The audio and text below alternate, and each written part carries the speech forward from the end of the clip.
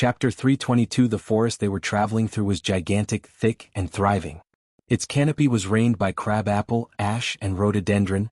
Enough light shimmered through their crowns for a medley of herbs to take advantage of the rich grounds below. Curling creepers suspended from many trees, and a potpourri of flowers, which blossomed brightly, adorned the otherwise amber terrain. A clamor of wild noises, most of which were fleeing animals, filled the air and drowned out the occasional sounds of birds of prey gliding in the air.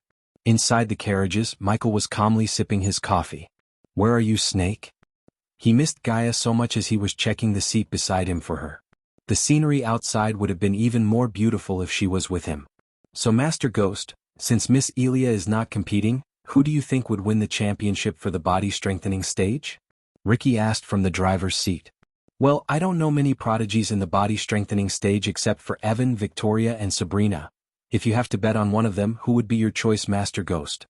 "Definitely not that bitch Victoria." "Ha, bad blood, huh, Master Ghost," Ricky laughed.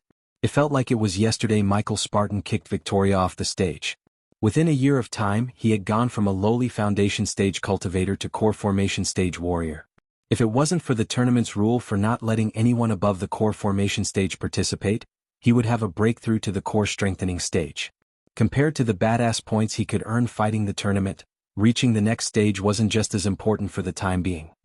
"Master Ghost, I heard the princess and the king of Breedia coming to watch the tournament." Michael could feel the excitement in his heart through his voice. "Princess, huh?" To be honest, even Michael felt a little curious to see a princess in real life. It was hard to believe Gaia is a princess, as she was the last person one would expect to be a princess. She was a rather unique girl compared to many in this world. She would do whatever she likes, speak whatever she wants, and more than anything, she helped him instead of being a trouble magnet. "Have you ever met a princess before, Master Ghost?" "Kind of." Michael couldn't help imagining Gaia in a pink Barbie princess dress with a star wand in her eyes. He chuckled inside. "I haven't." "Is it true that princesses eat gold shavings to enrich their hair and their hair is worth a ton of coins? Are there any princesses without golden hair?" Ricky barraged Michael with questions that sounded ridiculous, yet Michael enjoyed their little chat until something showed up in his environmental scanning map. "I'm pretty sure there are princesses with a hair color other than golden, Ricky. Will their hair go for a ton of coins? Do you have a hair fetish or something?" Ricky scratched the back of his hand with an embarrassed look on his face. They continued to ride through the dark forest. He gazed at the starry sky through the windows. The bright friends of the moon and their pattern that seems so fixed yet ever-changing, distant lights to call his heart, to remind him of the conversation he had with Gaia. "On, why are you up?" Michael yawned, opening his eyes to see Gaia staring at the night sky. They were camping out on the mountain peak as they felt like sleeping under the sky. "I was wondering how many stars are there." She was sitting on the ground while her hands wrapped around her knees. "Are you really asking me that in the middle of the night?" "Just come here." Michael pulled her down by her waist with one swoop.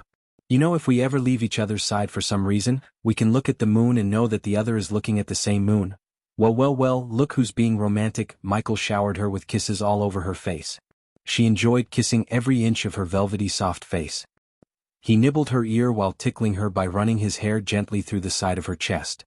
It took extreme control not to do anything spicy. He respected her wish not to engage in anything other than kissing until marriage. "Hey, that tickles, hee, stop." She wiggled to escape his hold. She tried to retaliate by trying to tickle him back, yet he simply overpowered her. Soon, their playful laughter reverberated the lonely mountain peak. "Master Ghost, what do you think?" In his moment of walking through the memory lane, he completely ignored Ricky's questions. "What did you ask again?" "3 guardians said that Mark was their brother." "Mark said he had no brothers." "Who was lying?" "Who asked?" Michael asked while still keeping an eye on the figures in the environmental scanning map. They were following the carriages for some time. The question in his mind was whether they were particularly following him or not. "Cindy. I don't know where she's getting these questions from. She keeps coming up with questions none of us can answer. I really wonder if there is an answer to each question." "There is." Michael retrieved a drone from the system storage while Ricky was busy trying to figure out an answer to Cindy's question. The drone flew through the window, disappearing into the dark forest. "Really? Come on, tell me, Master Ghost, it's time for payback." Ricky devilishly laughed. However, Michael did not tell him the answer as Ricky was expecting. "Master Ghost, what are you doing?"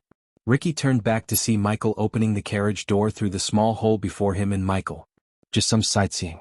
"Don't stop, he'll be back soon." Michael flew out of the carriage in the direction of the figures following him. "I'm getting bored, let's start killing them all," a feminine voice could be heard from the dark forest. The voice was filled with murderous intent. "Control your bloodlust, Reaper. We must not alert the target, not until we cut his throat," another murderous voice sounded. This time it was a male voice. "Dibs on the ladies," another voice filled with lust spoke. The three figures blended perfectly with the forest. The black clothes they were wearing helped them merge with the darkness. They flew neither too fast nor slow but just enough pace to follow the carriages without alerting any of the sect members. If one looked closer into their eyes, a dim glow could be seen in their eyes.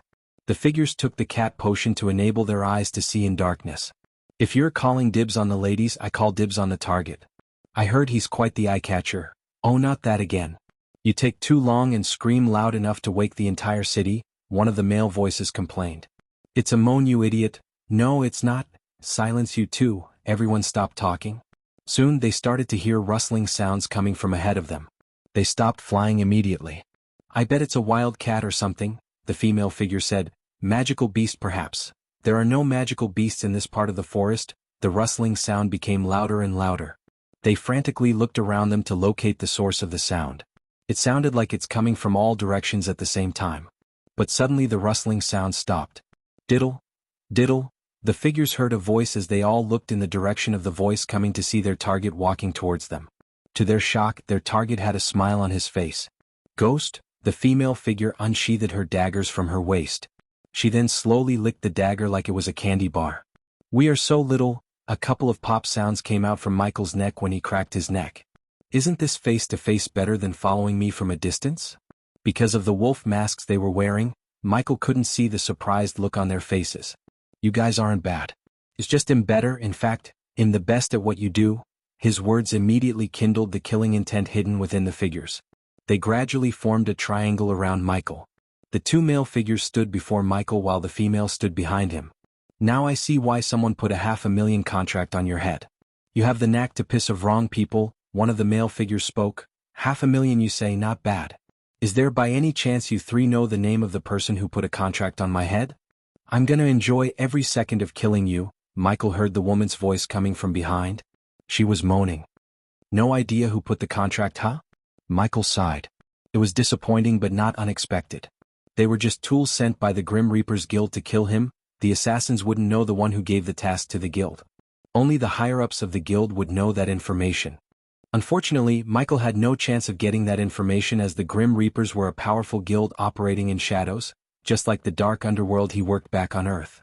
"First you Reapers destroyed a shipment of mine, now coming to kill me. I'm really starting to get pissed. Humph, what are you gonna do? Kill us? You don't even stand a chance." If you like this chapter, please comment, send power stones. If you really like this chapter and my novel, consider sending me gifts as it would motivate me to put out more chapters. Any criticism, feel free to bash me in the comments. Chapter 323, You picked a nighttime to kill me, good choice. Michael slowly walked forwards with his hands behind. The Grim Reapers were in no rush to kill him.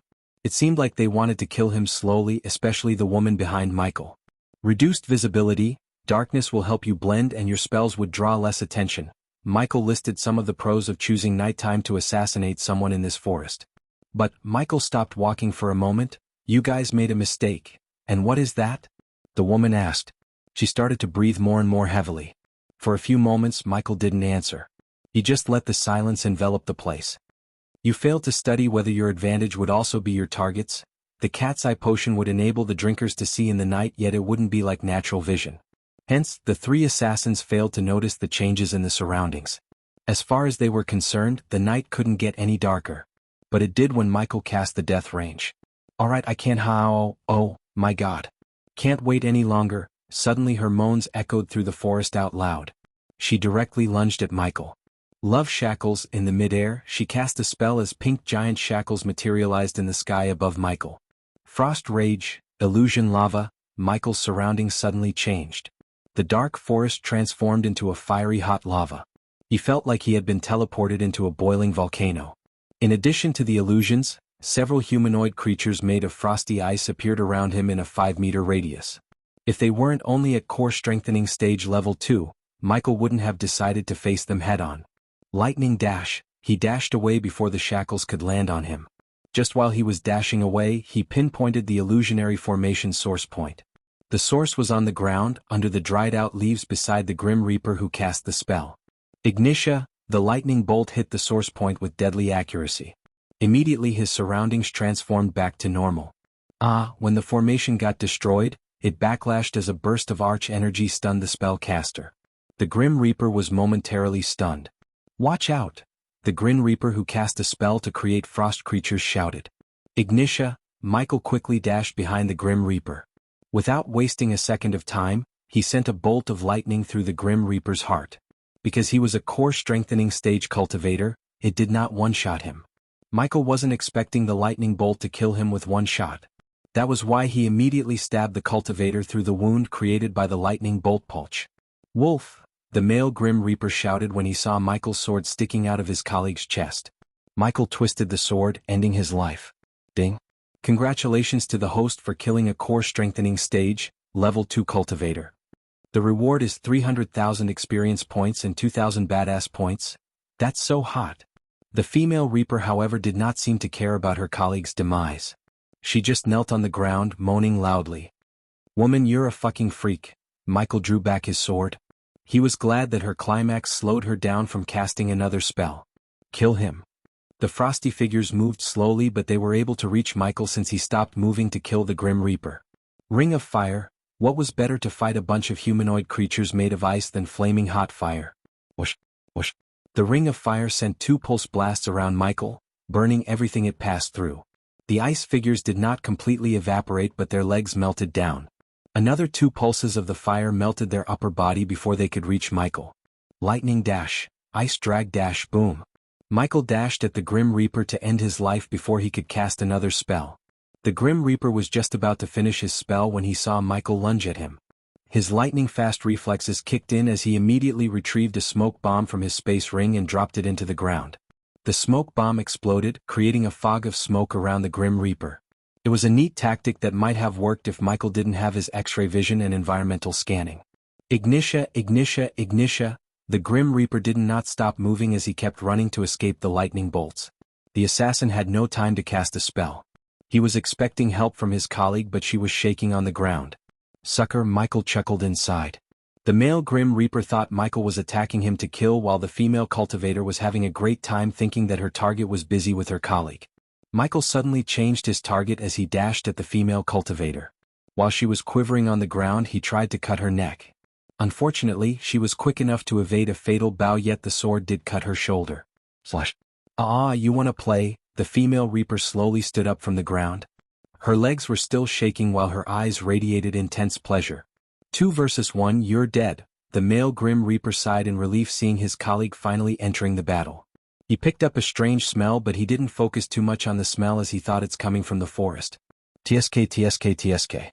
You clowns should have gotten a job in a circus instead of an assassin guild. Now that's hurtful." Finally the female Reaper's voice showed some murderous intent instead of freaky moaning intent. 4, 3. The 2 cultivators were confused when they heard Michael start counting.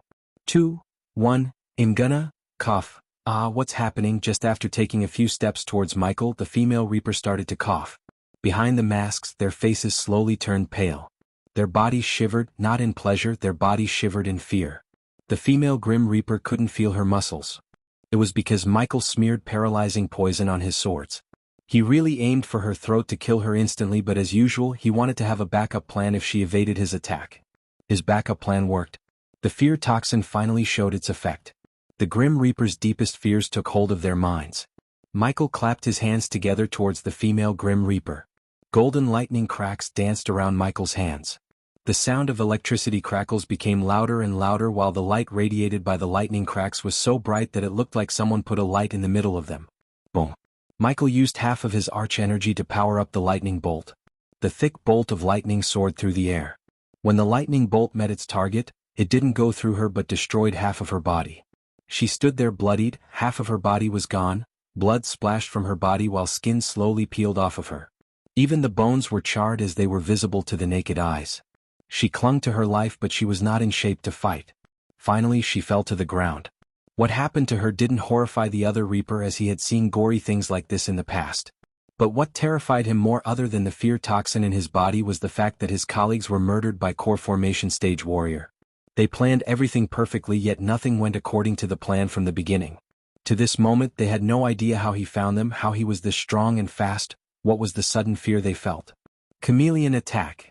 While the female Reaper was twitching in the ground, the other one screamed, looking into the dark forest behind Michael. Any moment from now, the Grim Reaper expects their fourth member, also known as their Plan B, jump out of the darkness to plunge a dagger into their target's chest from behind. His name was Chameleon, huh? The Grim Reaper's heart skipped a beat. He mumbled. It was taking everything in him to fight off the sudden fear in his heart. Hence, he hoped Chameleon would kill Michael, ending their battle. I killed him. The moment Michael completed his diddle-diddle, Chameleon lost his life due to blood loss. When Michael first noticed he was being followed, he saw not 3 but 4 hostiles in his environmental scanning map. The fourth one, however, did not travel with the 3 of them. He traveled alone, keeping his distance from the trio. Since he was alone, Michael took care of him first by stealth killing him. The Chameleon was completely caught off guard. Michael quickly stabbed his throat a couple of times to silence him first, then he broke Chameleon's neck using his full strength, which was boosted by death range. The Grim Reaper saw a bloodied lizard mask appear in Ghost's hand.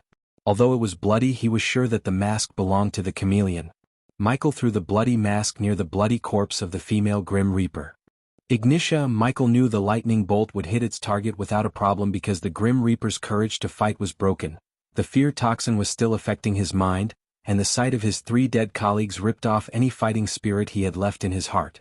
Even if the Grim Reaper tried to escape, Michael could take his full Lucifer form, which would boost his power to core strengthening stage level 4 and kill him. Xianxia. Lightning dash. He fired another bolt of lightning after the first one hit. The very next moment he activated the lightning dash to close the distance between them. The Grim Reaper's instincts made him conjure another defensive spell, but the distance was too short and Michael was too fast. He closed the gap between them before plunging his sword straight into the Grim Reaper's throat. Ding.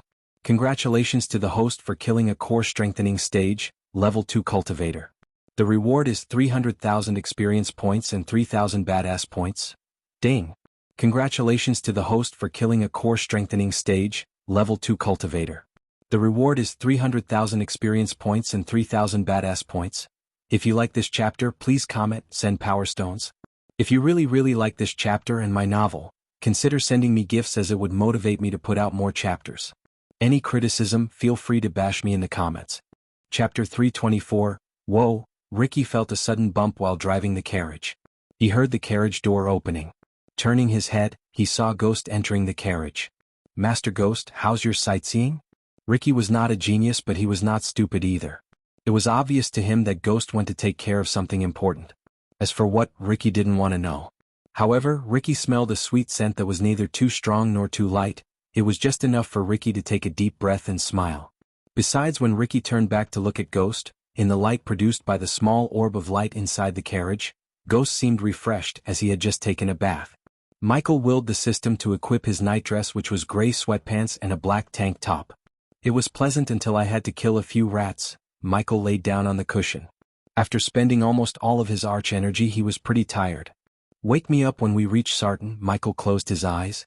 Yes, Master Ghost. The curtains inside the carriage added an orange glow to the morning light, every morning a perfect sunrise. It somehow reminded Michael of the times he slept in a beach hut, watching the ocean emerge under the golden shimmer. For a moment his mind conjured the rhythmic waves, soft on the sandy shore, and felt his heartbeat at the same slow pace. He breathed in deeply. A new day has begun. He reached his hand out to the fabric, noticing how up close the light pours through every open space between fibers, no different from how it once came through the beach hut walls, illuminating like brilliant fireflies each dawn. The material was warm beneath his fingers, and when the sun flooded the carriage, painting the colors anew, he felt a little of those golden rays soak into his skin. Good morning, Snakey. After greeting her instinctively, he slowly opened his eyes, realizing she's not with him. The beautiful morning never seemed beautiful without her. Letting out a sigh, he stood up. After stretching his arms out, he put on a black shirt on top of his black top before getting out of the carriage. In his sect home, he would hear the chirping of birds in the morning. At this moment he heard no birds sound but constant chatter of people, as well as horses galloping.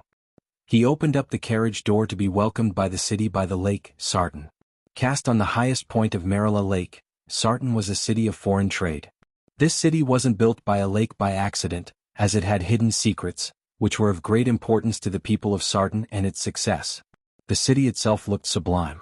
With its yew-wood rooftops, ceramic tile walls and breathtaking waterfall, Sartan had a mystical atmosphere. The main attraction was the giant statue of a Viking-looking man in the center of the city, which was built 1,000 years ago and designed by the dwarves. Sartan had a booming economy, which was mainly supported by trade, mining and leatherworking. Their biggest strengths were a strong defense and gorgeous leatherworking. However, Sartan lacked people skilled in farming. Despite its strengths and weaknesses, Sartan was most likely headed towards a horrible future under the leadership of Baron Adwell. But this was yet to be seen. Instead of his usual black shoes, he just wore a pair of black slippers. Therefore, when he stepped outside, he felt the hot sand between his toes. As far as he could see, there was nothing but people and carriages. More and more carriages were approaching where he was. No one noticed Michael as he walked around the carriage to locate the people of his sect. What stood in front of him was a beautiful lake. The water was movie star blue, the kind of blue their eyes are. In it, the wisps of clouds were reflected just as well as the steep sides of the glacial valley, all greens and grays. Again the greens of the hills as well as the buildings. The grown-ups were boarding ships while youngsters and children were playing on the shore as if in the most impossible of paintings, the artist painting with colors he thought would fade in time but never did. The lake was the finest of mirrors, never showing exactly what was above, but converting it to an image so beautifully smudged and broken. The weeping willow, the clouds above, all become a Monet, all free for the looking. If he focused on the children he could get various designs for a castle. Their sand castles looked way better than some real castles in this world. One of those children was Cindy. She was building a tall majestic castle with a couple of female disciples. Even among the ocean of people standing between the two of them, Cindy noticed Michael. "Brother." Her eyes widened in joy as Michael gestured to Cindy to stay where she was. Michael quickly navigated through the crowd to reach Cindy. Since he was not in his usual attire and the people were busy with boarding ships, they failed to notice Michael. "Here she is, as usual." The little girl threw herself up at him like a puppy who hasn't seen its owner for quite some time. Every single time the girl welcomed Michael like this. The love she had for Michael in her heart was boundless. Gaia, Michael both loved Cindy and her brother just as Cindy loved them. "Brother Ghost, you're awake. Ricky just went to see your room on the ship. He was talking about waking you up." "It's okay," Michael said to the girls. He knew Ricky might be too busy making sure everything's according to Michael's preference. Since Daniel was with Raylene at Rivertown, most of the tasks related to sect fell on Ricky's shoulder. "I think you guys had enough fun, take your friends and go to your ships." Michael saw what the human traffickers did to those Silvermoon girls. In this crowd, no one recognized a well-known person like Michael. How could anyone notice if a few girls like them went missing? Therefore, Michael ordered them to board the ships as soon as possible. This place seemed like a great hunting ground for kidnappers. "All right, let's go." The girls didn't dare to stay any longer after hearing Michael. They left to find their friends. Michael noticed hundreds of ships floating on the lake, waiting for the people to board. "When will Sister Elia come back? I miss her," Cindy purred. "Me too." Michael pinched Cindy's cheek. She had grown up a couple of inches. The baby fat in her face slowly disappeared. Plus, she had reached foundation stage level 7. Cindy turned his head gently before landing a soft kiss on his cheek. "Ouch, you have to shave, brother." Cindy rubbed her lips as his stubble beard pricked her soft lips. "Is that so?" Michael rubbed his cheek against the little girl's cheek playfully. She wiggled, giggling in his arm. While he was playing with Cindy, he felt someone tickling his shirt. He looked down to see a boy who seemed like 11 or 12 years old looking at him. The boy wore rather raggedy clothes with a flat cap on his head. "This is for you." The boy handed out a piece of paper to Michael. "What is it?" Cindy looked at the boy, then she looked at Michael. Michael took the paper from the boy's hand to read what was written on it. "If you want to know who put a contract on your head, come to Mary's Flowers." After reading the words, he looked down to ask the boy who gave the note, but the boy had already disappeared into the crowd. "Do you know where sect leader Claire is, Cindy?" "Yes, they are over there." Michael made his way through the crowd in the direction Cindy pointed. "Behave yourselves." After a few minutes of walking, Michael finally saw Claire and Olivia overseeing the disciples boarding the ships. "Teacher, look." Brother Ghost, one of the disciples, pointed his hand at Michael as the two ladies turned back. Both of them couldn't help but raise their brows. Through his black tank top they could see his perfect chiseled chest. The shirt's hands seemed like they were about to tear due to his biceps size. His usual attire used to hide his muscles, unlike what he was wearing at the moment. It was simple, yet even a simple dress like this made him look striking. "Good morning, sect leader Claire." "Olivia, how did you sleep last night?" Olivia asked, like a baby. "Cindy, stay with them." Michael put down Cindy. "I have something to take care of, you guys go ahead. I'll join you later." "Can someone else take care of it for you, teacher? You need to take as much rest as you can before the tournament." "Yeah, what she said," Claire agreed with Olivia. "It won't take too long." "Don't worry." Michael quickly turned back, leaving the place. He wanted to know who put the contract on his head more than rest. If the Grim Reapers were anything like the dark underworld on Earth, they would send more assassins after him. The next time, the assassins would be stronger than the 4 he killed. To put a stop to this, Michael needed to kill the one who put the contract on his head in the first place. At least he hoped it would stop the Reapers. If you like this chapter, please comment, send power stones. If you really like this chapter and my novel, consider sending me gifts, as it would motivate me to put out more chapters. Any criticism, feel free to bash me in the comments.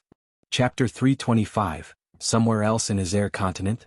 Zanali was standing alone in an empty room where there was nothing but a large table in the center. She had a deep frown on her face. The reason for her frown was the stuff on the table.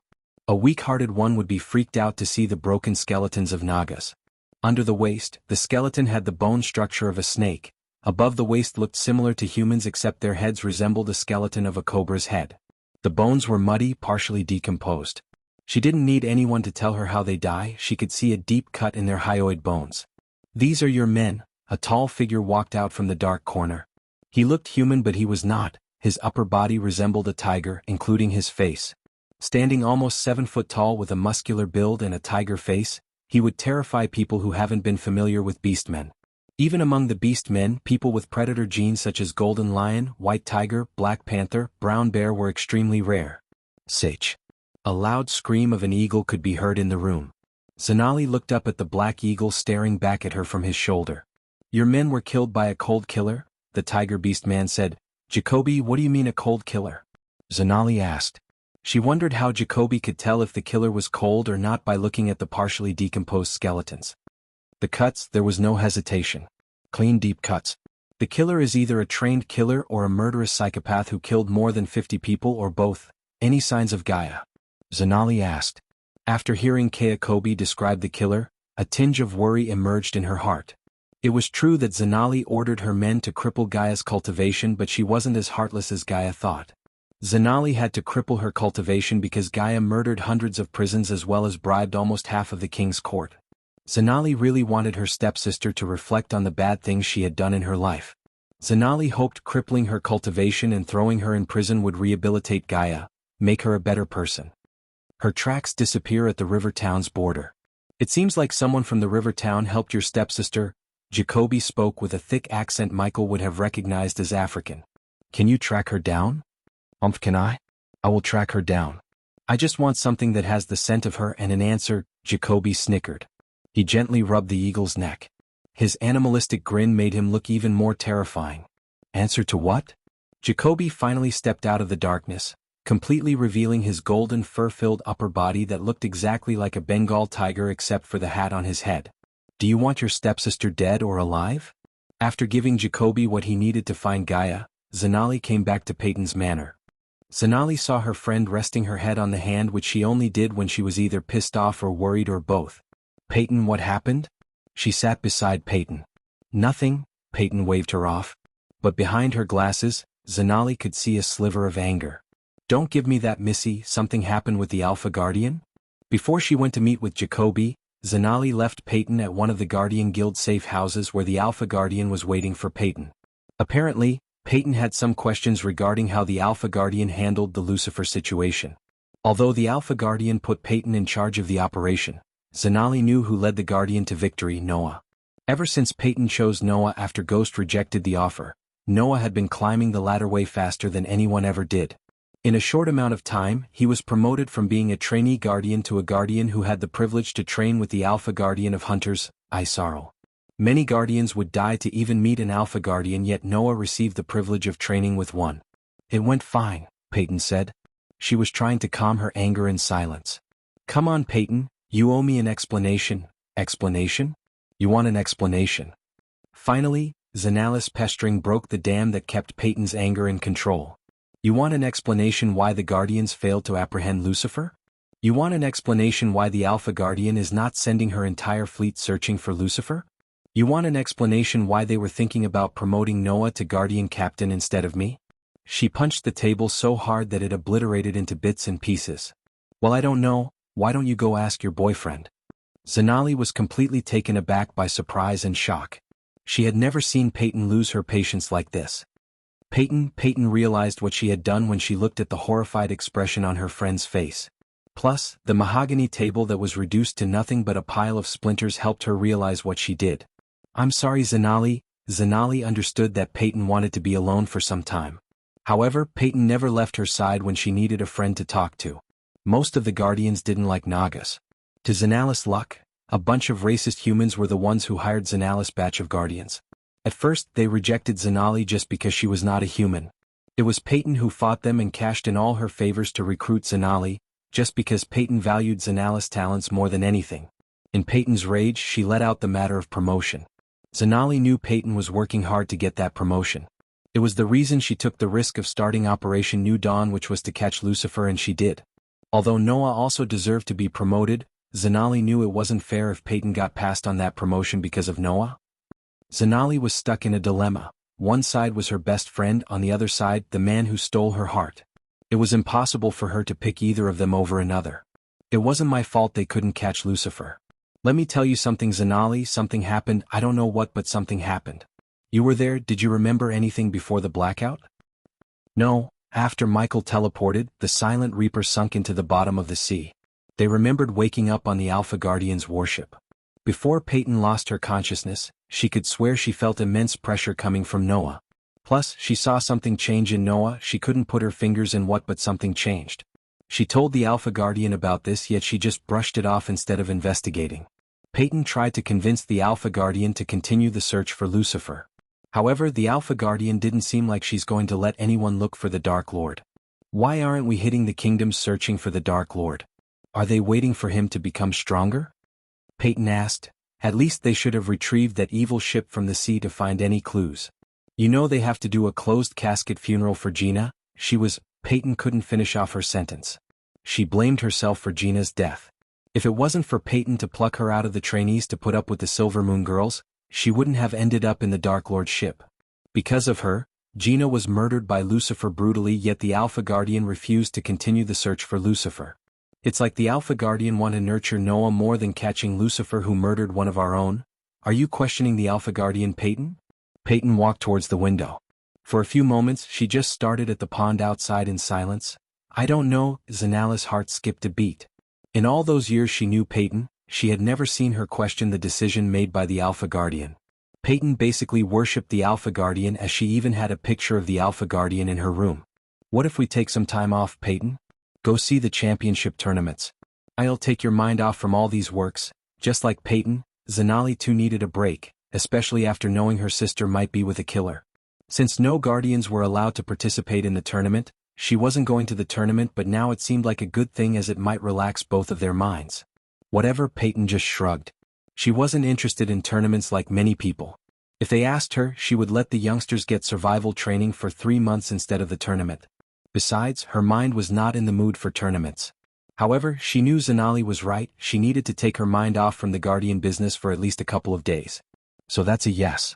Wonderful, I'll go take care of free things before we leave. Zanali clapped her hands together in joy. After Zanali left the room, Peyton was staring at the distant sky. She could feel her belief in the Guardian Guild had been shaken. How could they think Noah is better than me? I recruited him, not the other way around, she talked to herself. Without even she herself knew, the fire of anger towards Noah had been lit in her heart at this exact moment. If you like this chapter, please comment, send power stones. If you really like this chapter and my novel, consider sending me gifts, as it would motivate me to put out more chapters. Any criticism, feel free to bash me in the comments. Chapter 326. Just like any cities he had been to, Sartan also looked medievalish. Since Sartan's main income was trading, the gray stone road was filled with merchant carriages. Michael walked alongside the road through the crowd. The air smelled different, like a perfume mixed with the lake air. Apples only 3 gold coins, we have the freshest seafood just caught. Royal Times, who killed Minister Bagru. An investigative piece inside, ships to royal land can be hired here, we have nice discounts. From either side of the road, vendors called out for people. Several street urchins were standing up on a stack of crates and waving the Royal Times newspaper at the crowd. Michael came in front of a seafood stall where he saw blue-color lobsters, tiny crabs, and fishes laid on baskets. They all looked fresh, even smelled good. "Excuse," the vendor who was sprinkling water onto the fishes greeted Michael with a wide grin. "Can you tell me where Mary's flower shop is?" The vendor's smile dimmed out, realizing Michael was not here to buy. The vendor was disappointed, yet he didn't dare to show his disappointment through any words. Although Michael was wearing normal clothes, the vendor could tell he was a cultivator. Over the years, he had seen people getting killed by the cultivators for simple reasons. Therefore, when Michael asked for direction, he just gave it to him. "Go straight and take a left." "Thank you," Michael nodded with a smile before leaving. Among all the stalls, he picked up the seafood vendors subconsciously. When he was traveling with Gaia, she always dragged him to the stalls that sell food or anything related to food. It took him a few seconds to realize why he chose the seafood stall. Remembering the times he had to drag her away from the food stalls by force, he smiled. He walked in the direction the vendor showed him. The air started to smell different. He could taste the sweetness in the air. The smell of roses was overwhelming. The moment he turned left towards a small alley, he located Mary's Flowers. He didn't even need to read the name board. The fresh, colorful flowers in front of the shop were enough. Mary's Flower was not a street stall, it was a glass building that looked elegant both outside and inside. The building was almost 3 meters away from the pavement. The 3-meter space between the pavement and the shop was crammed with flower vases. They had barely enough space to walk to the glass door without grazing the flowers. In addition to the flowers from the earth such as blood-red roses, pink lotuses, blue dahlias as well as golden orchids, there were several flowers that solely belonged to this world. For instance, one of the vases had dark gray 3-petal flowers. His mind was not, however, in the mood to enjoy their beauty. He wanted to know who put the contract on his head so he could put an end to this threat. "Welcome to Mary's Flower, young lord." The door opened with a ding sound as Michael was welcomed by a young girl in her early teens. She was neither too tall nor too short. With perfect petite structure, she put her brown hair into a bun. A blue lily was sticking out of her bun. "Send him in." As Michael was walking towards the counter, a voice sounded out of nowhere. "This way, young lord." The girl's smile disappeared from her face. She now looked rather stoic. She left the counter. Michael followed her to one of the glass racks filled with rose bouquets. Sliding the glass door, the girl pulled the bouquet in the center. Crack. Just a few seconds after the girl pulled the bouquet, he heard a cracking sound. Then the glass rack before him moved slightly towards the right, leaving just enough space for one to fit in. Through the space, Michael was able to see a table and a chair in the chandelier light. "Lord, information is waiting for you inside." The girl gestured at Michael to step forward. Without wasting a time, Michael entered the room behind the glass rack through the space. Crack. He heard another cracking sound as the secret door made of glass racks slowly closed behind. Michael took each step forward with caution. "Lord Ghost," a figure greeted them sitting behind the mahogany table. Silver, shoulder-length hair hung over a full, charming face. Hollow brown eyes set concealed within their sockets, watched Michael from top to bottom with a hint of surprise, probably due to Michael's normal attire. The glimmering, smooth, shiny skin perfectly complemented his almost perfect jaw structure. Michael couldn't help staring at the man's pointy ears. An elf. This was the first time Michael had seen an elf in real life. The elf looked exactly as the movies portrayed them except for the sweet scent they radiated. There was something wonderful about him. Perhaps it was his friendly demeanor or perhaps the beautiful smile on the elf's face. Nonetheless, Michael didn't feel any vibe of hostility from Lord Information obviously. Just like Michael, the elf didn't want the others to know his real name, hence he called himself Lord Information. "Take a seat." Lord Information lifted his arms slightly towards the chair as Michael seated himself. The elf's gesture was neither too polite nor too rude. The elf was writing something on a parchment. "You sent this." Michael placed the piece of paper the boy gave him on the table. "Words are mine." Lord Information leaned back on his chair, finally closing the parchment he was writing on. His brown eyes stared at Michael. "What's it gonna cost?" The elf's name was a dead giveaway of what he sells. Knowledge was wealth and the elf was dealing in information. So he knew the information he wanted wouldn't be free. "Lord Ghost, you probably know the business I'm in. It's safe to say nothing happens in this continent without me knowing. A piece of information that seems irrelevant to someone might be relevant to another one." With the right circumstance, one will pay anything for the information I provide. He emphasized the word anything. What he said was true though. Nothing was more valuable to him than his own life. Michael was willing to pay any price. Take you for example. What you know is someone put a contract on your head for 500,000 gold coins. Since you're here, that means you killed the 4 core strengthening stage reapers sent after you by the guild. Michael was genuinely surprised. Not only the elf knew about their cultivation stage, but he also knew how many reapers were sent after him. Unfortunately for you, next time, stronger reapers will come after you. If they can't kill you, more will come. The grim reapers will keep sending reapers after you until you're dead in the ground. As Michael feared, the grim reapers would send reapers after him until he died. Even with the system, defeating anyone above the core strengthening stage was impossible. The only viable option seemed to be running away. However, he had too much going on here for him to drop everything and run. The elf let out a fox-like smile. Unless you kill the one who put the contract on your head. No paymaster, no contract, and you have that information. That's why you're here. Under normal circumstances, the price will be 5 times the bounty on your head. The elf tapped the table in a rhythm. I'm afraid this is not one. The price for this information aren't gold coins, the price is a favor from you, favor. Michael was surprised, yet he also sighed. I knew this won't be that easy, he said to himself. If he had to pay 5 million gold coins, he could have easily paid to buy the information. However, the elf seemed to have a different idea in his mind. One of my elite clients has provided the information you need. Rest assured it's completely accurate. The one provided this information isn't interested in gold coins. They want me to do them a favor, no questions asked, I presume. Lord Information nodded. If it's within my power, I'll give what they want. Wonderful. It's yours, but knows this, Lord Ghost, your word is your bone. If you backed out from your word. Before giving the information, the elf dragged his words out instead of finishing his sentence. The elf wanted to let Ghost know the consequences of going back on his word. I didn't survive till now backing out of my words, Lord Information. Michael wouldn't dare to back out of his words, as Lord Information just had to pay the Grim Reapers a visit to end his life. Right from the beginning, Michael's intention was to become strong without making many powerful enemies. Michael would rather have Lord Information as a valuable ally at his side than as an enemy.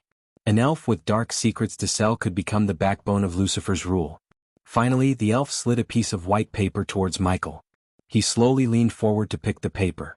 The moment his eyes fell on the piece of paper, everything started to make sense. To this moment, he was planning various ways to kill the one who put the contract on his head. He knew someone who could pay 500,000 gold coins wouldn't be easy to kill whenever he wanted. Michael was thinking about dealing with this problem as Lucifer. However, fate decided to end the problem as Ghost. Michael read the words written on the piece of paper. The one who was willing to pay 500,000 to kill Ghost. Alex Fisher. If you like this chapter, please comment, send power stones. If you really like this chapter and my novel, consider sending me gifts, as it would motivate me to put out more chapters. Any criticism, feel free to bash me in the comments. Chapter 327. The light had long gone, but there was no mistaking where they were. Through the moonless night came the rhythmic pounding of the waves. As always, the salty air moved gently over their skin, wrapping them around as the warmest of soft towels. The sailing ship was fashioned from ancient oak, with masts that stood as tall. Instead of its once green foliage, it was adorned by sails of white to dove gray. To see the rich timbers, strong browns close to black, brought a sense of peace inside, perhaps akin to that given by a meadow. Yet for the next few hours, the fragrance would not be of wildflowers but of the open sea, ever changing, ever constant, ever in motion beneath the clouds who sail above. On the edge of the ship, Michael was enjoying the view with Cindy by his side. Since he heard fishing calms one's mind and soul, he bought fishing rods from Sarton after leaving Mary's Flowers. Oh, come on, brother Ghost, when will you catch something? Cindy rested her head under Michael's arm. She tried to use his shoulder as a pillow, but she was too short. Michael held the fishing rod in one hand while wrapping his other arm around Cindy so she wouldn't fall down. His shirt was enough for Cindy to cover herself to keep warm. Patience, Cindy. Many good things will come in your life if you know how to be patient. You don't know how to fish, do you? Nope, Cindy giggled. Michael had been waiting to catch a fish for hours. Catching a fish wasn't his goal. If it was, he could simply brew a bait that would attract fishes from miles. His goal was to calm his mind and soul. Recent events had shaken his calm mind, especially Gaia leaving him. There was an eerie feeling deep down in his heart, like she was in some kind of danger. His mind was telling him to let her do this alone, while his heart was telling him to help her. He always went with his mind instead of his heart. Hey you two, Olivia's voice sounded from behind. She bent her waist, leaning on the edge beside Cindy. So Cindy, your brother managed to catch something? Patience, sister Olivia. Many good things will come in your life if you know how to be patient, Condi said with a serious voice. For a second Olivia was stunned. Look at that, words of wisdom from a little lady. Olivia ruffled Cindy's head before giving a loving kiss to her on the cheek. Whoa. Suddenly Michael felt his bait being bitten by something. You caught it, brother caught a fish. Yeah. Michael had to tighten his grip around Cindy to keep her from falling down in excitement. Hold her, Olivia. Michael let Olivia hold Cindy for a while as he started to slowly reel the fish in. I wonder what kind of fish it'll be. Oh my god, please be orange tuna. Just like Cindy, Olivia also started to bounce up and down, clapping her hands in excitement. Let us go pick up a bucket. Wiggling in Olivia's arms, Cindy shouted excitedly. The scene caused many of the crew and disciples to come to watch Michael. Fortunately, it was not a big crowd as many of them went to sleep in their quarters below deck. Who likes campfire fish, boys? Michael stood up on the ledge. What's going on? Why aren't you people sleeping? Claire walked out from the below deck to see a little commotion on the upper deck. She saw Ghost was standing on the edge, eagerly reeling the fishing rod. Why aren't you in your bed? Claire put her hands on her waist, shouting at Michael like a mad mother. For God's sake, you have a tournament in 13 hours, the others made way for Claire. She came frowning, but when she saw how hard Michael was trying to reel the rod, she was stunned.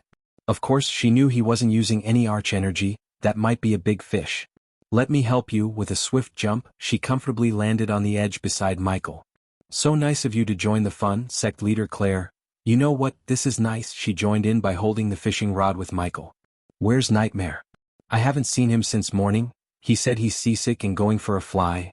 Can dragons even get seasickness? Michael questioned. Beats me. Michael could contact Nightmare through his earpiece, but he wanted Nightmare to have some alone time. Just like Michael, Nightmare also missed Gaia. Life was boring for him without Gaia to fight. Let's take this bastard home. Michael had enough with the fish. After Claire nodded, they used their full strength to pull the fishing rod up against the fighting fish. The moment the fish came out of the ocean, Claire's smile faded away into oblivion. Many of the people staring at the fish also had the same shocked expressions on their faces.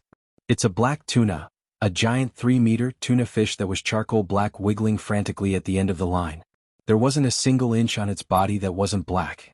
For Michael, he had no idea what made Claire so startled. She wasn't even blinking anymore. This is bad luck. The moment these words escaped Claire's mouth, Olivia's scream reverberated the ship. The arch energy rushed into his veins as he pulled off the fish with one single lift. Since the shipbuilder decided it's a good idea to build the captain's cabin on the center of the upper deck, Claire couldn't see what's happening on the other end of the cabin. Teacher. Lightning dash. Bolts of golden lightning covered him before he disappeared, leaving a trail of golden light. Everyone ran in the direction of Olivia's scream. Beer. Your brother. Michael's steps came to a halt as he saw a dark hooded figure holding a silver dagger against Cindy's throat. The figure and Cindy were standing on the edge of the ship while Olivia was lying on the ground with blood trickling down from her mouth corner. Cindy was shivering in fear, yet there wasn't a single tear that came out of her eyes. The little girl promised Gaia that she won't cry anymore. She was holding that promise despite the cold dagger on her throat. Reaper. Michael clenched his fist. The Reaper in front of him was one level stronger than the 4 Reapers he killed a few days ago, core strengthening stage level 3. The Reaper was ruthless enough to use a little girl to finish his assassination. The figure was even wearing robes that resembled a Reaper. If the figure only had a scythe, he would look exactly the same as a Reaper. Teacher. Teacher, he came out of nowhere, Olivia stuttered while picking herself up from the floor. Her mind still couldn't comprehend what just happened. One moment she was carrying Xianxia to pick up a bucket for Michael's fish. Then she felt a sharp pain in the back of her head. The next moment she was lying on the ground and the stranger was holding a dagger against Cindy's throat. Don't, Michael said as the Reaper moved his other arm to his back to retrieve another silver dagger. The Reaper threw the dagger at Michael that landed a couple of inches in front of Michael's feet. If you don't want me to paint the floor with this piglet's blood, pick that up, Cindy. Claire came running to the scene to see the Reaper standing behind Cindy with a dagger on her throat. Her mind went blank in overwhelming fury. Stand down, Claire. Michael raised his hand. Oh my God, Cindy? Who is that? Brother Ghost, do something. Who is he and how did he get here? Everyone was stunned. Except for a few disciples, everyone stayed away from Michael. Keeping his anger inside, Michael picked the dagger from the floor as the Reaper said. "Brother, it's nothing, Cindy, don't worry." The dagger was so sharp that a single gentle cut could end Cindy's life. Even if he transformed into Lucifer, the Reaper could kill Cindy before he could kill the Reaper. However, it was not like Michael did not have any plan. After Jack's death, Michael made sure everyone he cared about would be safe in the face of danger. Cindy suddenly felt something crawling on her chest. She tried not to wiggle as something slowly crawled up towards her neck. She stared straight into Michael's eyes. "You know what to do." After Michael picked up the dagger, the Reaper said in a gritty voice. "What is he talking about, teacher? Who is he?" Olivia shivered. "You have 10 seconds, the Reaper said.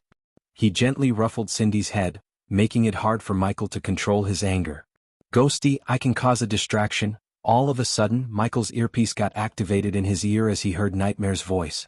Looking at the sky behind the Reaper, Michael activated his thermal vision to see Nightmare hovering above the clouds, ready to cause a distraction. "I'll do it in 5 seconds." Michael emphasized the words to let Nightmare know exactly when to cause a distraction.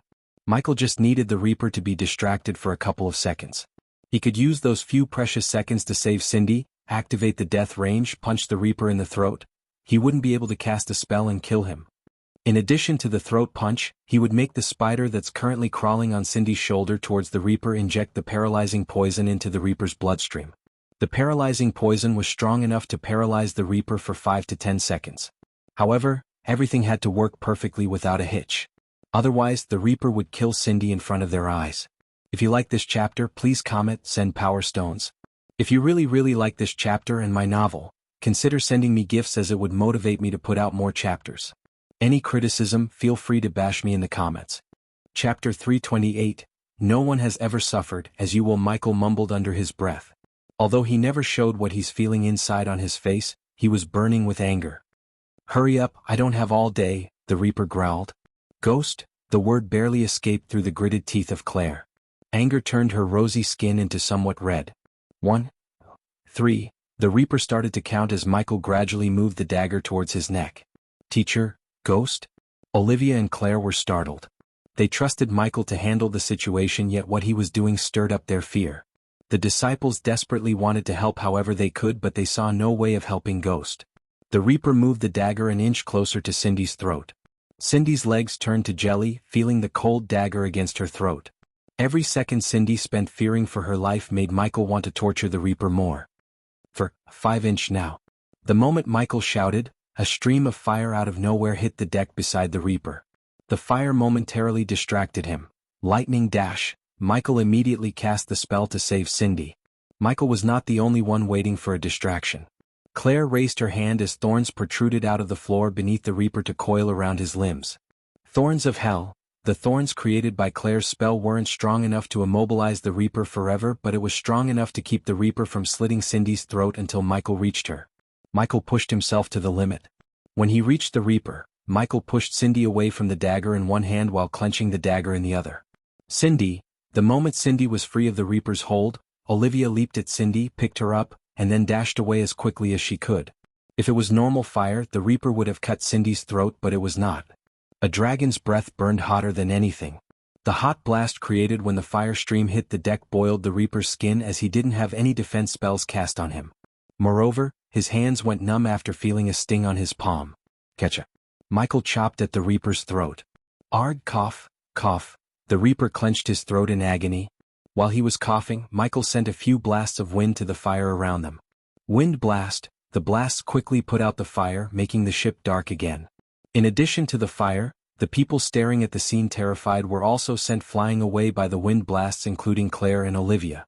Death range. Michael's strength skyrocketed after he cast the death range. "Now we dance, Ketchup. Ketchup." Michael landed a couple of more chops on the Reaper's throat. His hyoid bones were already dislocated by Michael's chops. Unless the Reaper could jump to the fusion stage and cast spells mentally, he was weak as a chicken to Michael. "Cindy, are you alright?" "You poor thing, here, drink this." On the other hand, Olivia embraced Cindy tightly, afraid of letting Cindy out of her reach. Cindy was still shivering when she swallowed the healing potion. "Teacher," Olivia looked up to see Michael lifting the intruder by his neck. Due to the darkness, she couldn't see his face. However, she could feel the cold killing intent radiating from Ghost. "Everybody back off." Seeing the disciples who were sleeping in the below decks running to the scene, Claire shouted at them. She did not want the disciples to be caught in the crosshairs. Brother, Cindy reached out her hands to Michael.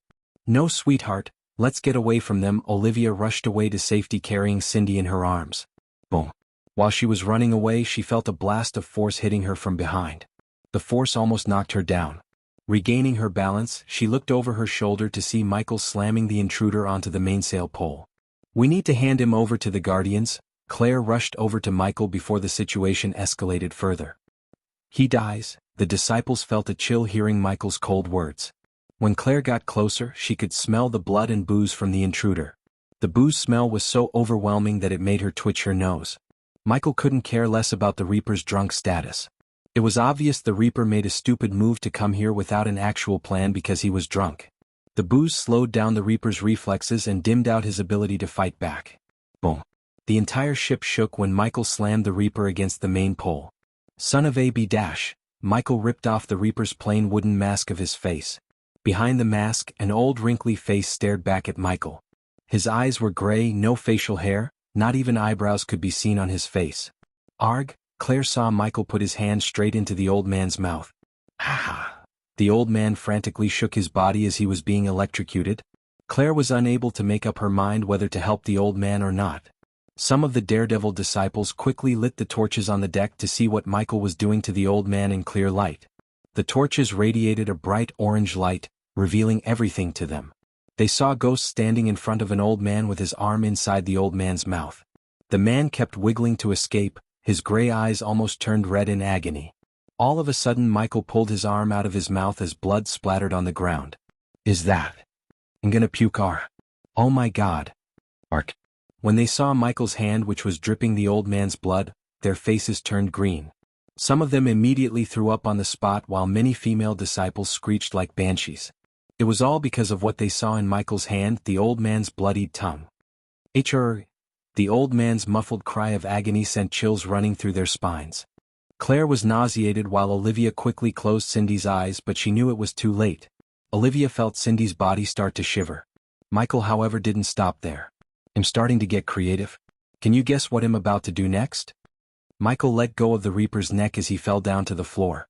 The old man wiggled like a fish out of the water in excruciating pain. Teacher, stop. Ghost, listen. Olivia and Claire came running to Michael, hoping to bring back Ghost from his rampage. Oh, I forgot you got no tongue. Michael devilishly chuckled before grabbing the Reaper by his collar. All of the Reaper's effort to wiggle himself out of Michael's grab turned futile. Michael dragged him from the main pole on the ship's center towards the captain's cabin. The old man left a trail of blood pouring out of his mouth. Claire was running behind Michael to make him stop. Olivia, on the other hand, kept Cindy's eyes closed. She herself started to fear Ghost like this. The always calm, smiling youngster was nowhere to be found. Instead, she was looking at a cold-blooded monster. The disciples were staring at Michael. Their faces were pale as white paper. Where the hell is Nightmare? Claire looked up the sky searching for Nightmare, but he was nowhere to be found. When they reached the captain's cabin, Michael slammed the Reaper against the wooden wall. His body fell down. He tried to crawl away from Michael. Stop. Claire screamed, but it was too late as Michael stomped the Reaper's on the knee. Michael's stomp shattered the Reaper's kneecap. There were pieces of broken bones sticking out of his leg. Without saying anything, Michael turned back, walking towards the cabin door. While Ghost was in the captain's cabin doing God's knows what, Claire approached the bloody Reaper. She squatted beside him before taking a healing potion out of her space ring. Unlike Michael, Claire wanted the intruder to be handed over to the Guardians so they could find out why he was on their ship in the first place. If Ghost killed him, there was no way of finding out the answer. As a sect leader, she wanted to know whether he was targeting only Ghost or plotting to harm the entire sect. Who is he, Claire? Olivia came running. She asked Claire in a husky voice. I don't know. Where is Cindy? Safe with the disciples. Olivia's eyes were fixed at the cabin's door. What's he gonna do? Torture? Olivia's heard Michael's voice. The door to the cabin opened once again to reveal Michael. He walked out of the room carrying a roll of rope.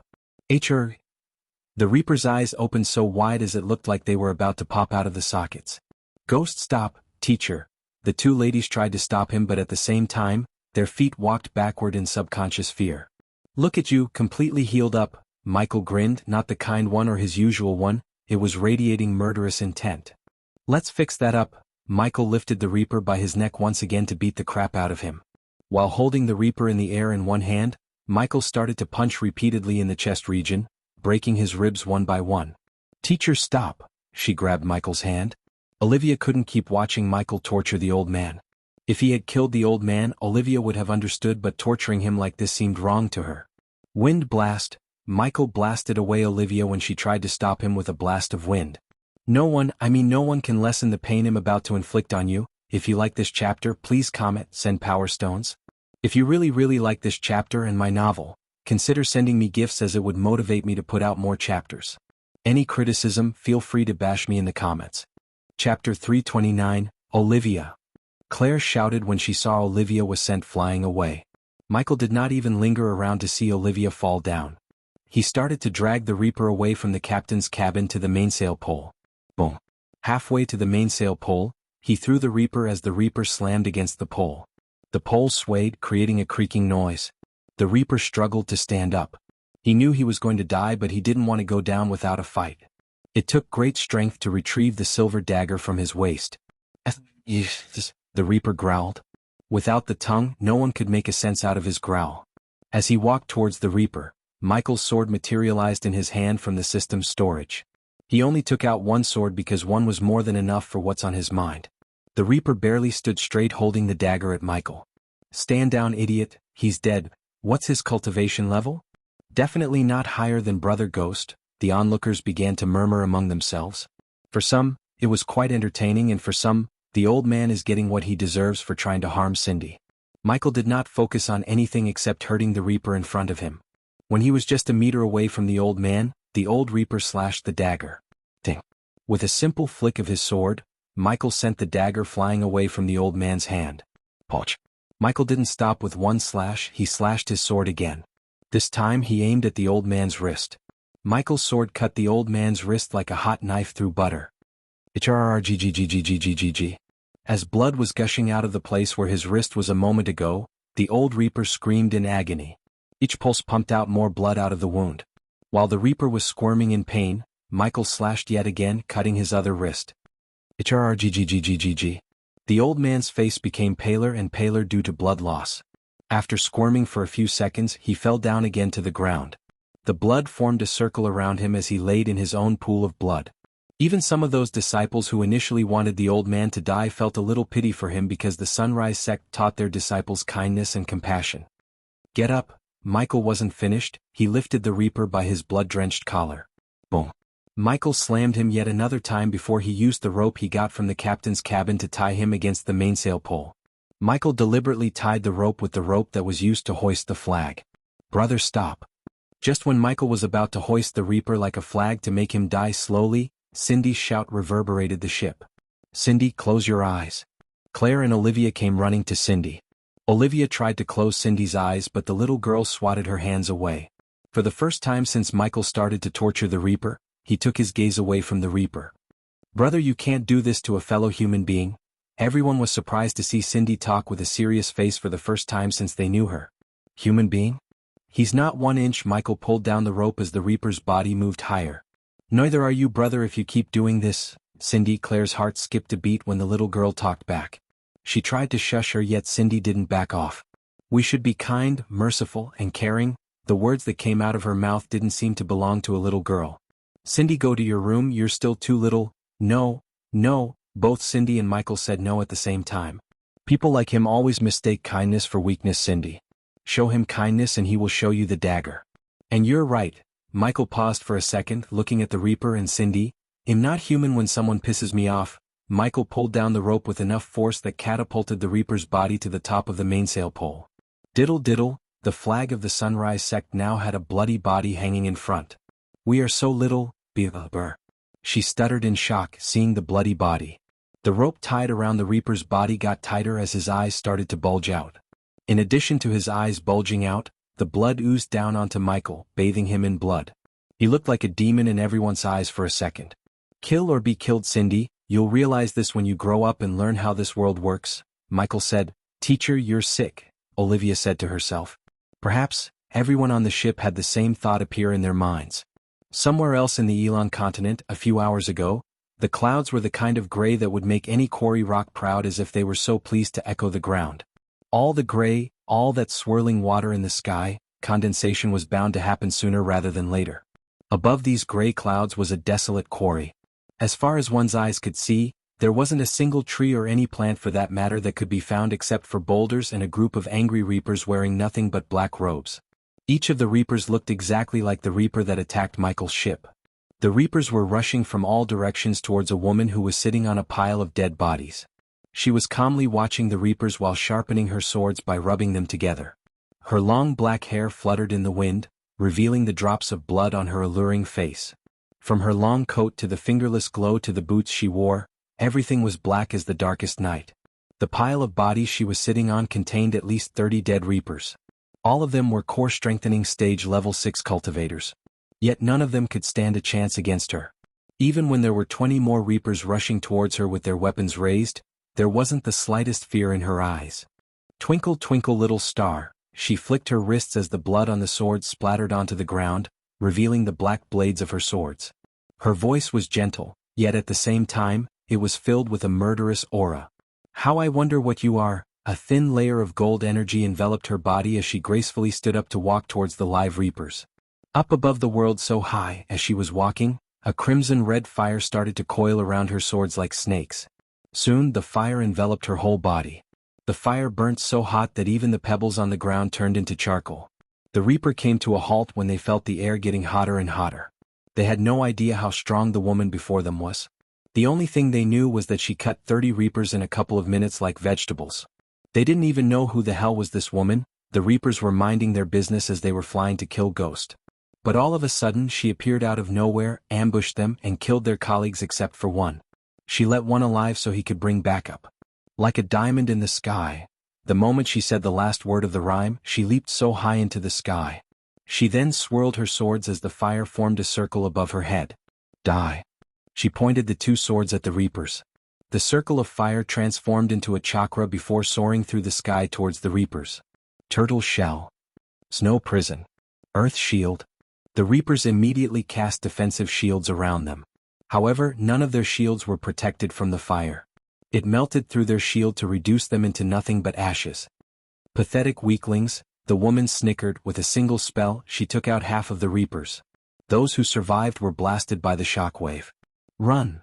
After seeing how reality she killed the reapers, the rest of them lost the nerve to fight her. Hellfire circle, hovering above the reapers, she waved her hand. The very next moment, the crimson-red fire turned ominous dark purple. The stream of purple fire shot out from both of her swords, forming a cage around the reapers who tried to run away.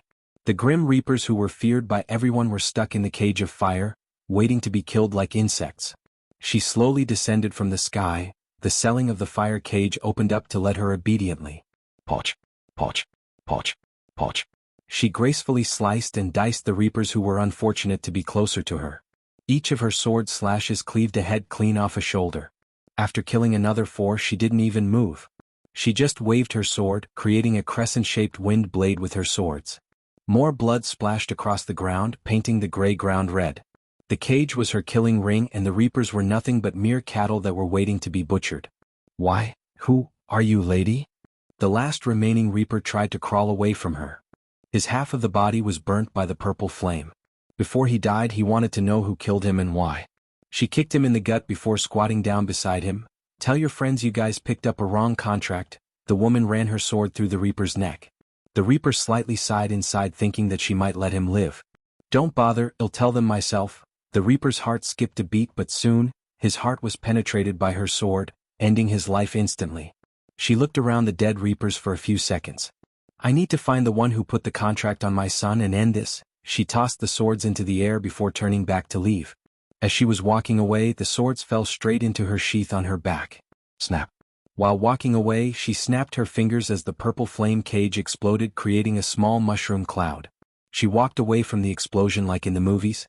The reapers never thought they would be massacred by a woman. They had no idea that it was Harriet Hunt who hunted them down. If you like this chapter, please comment, send power stones. If you really like this chapter and my novel, consider sending me gifts, as it would motivate me to put out more chapters. Any criticism, feel free to bash me in the comments.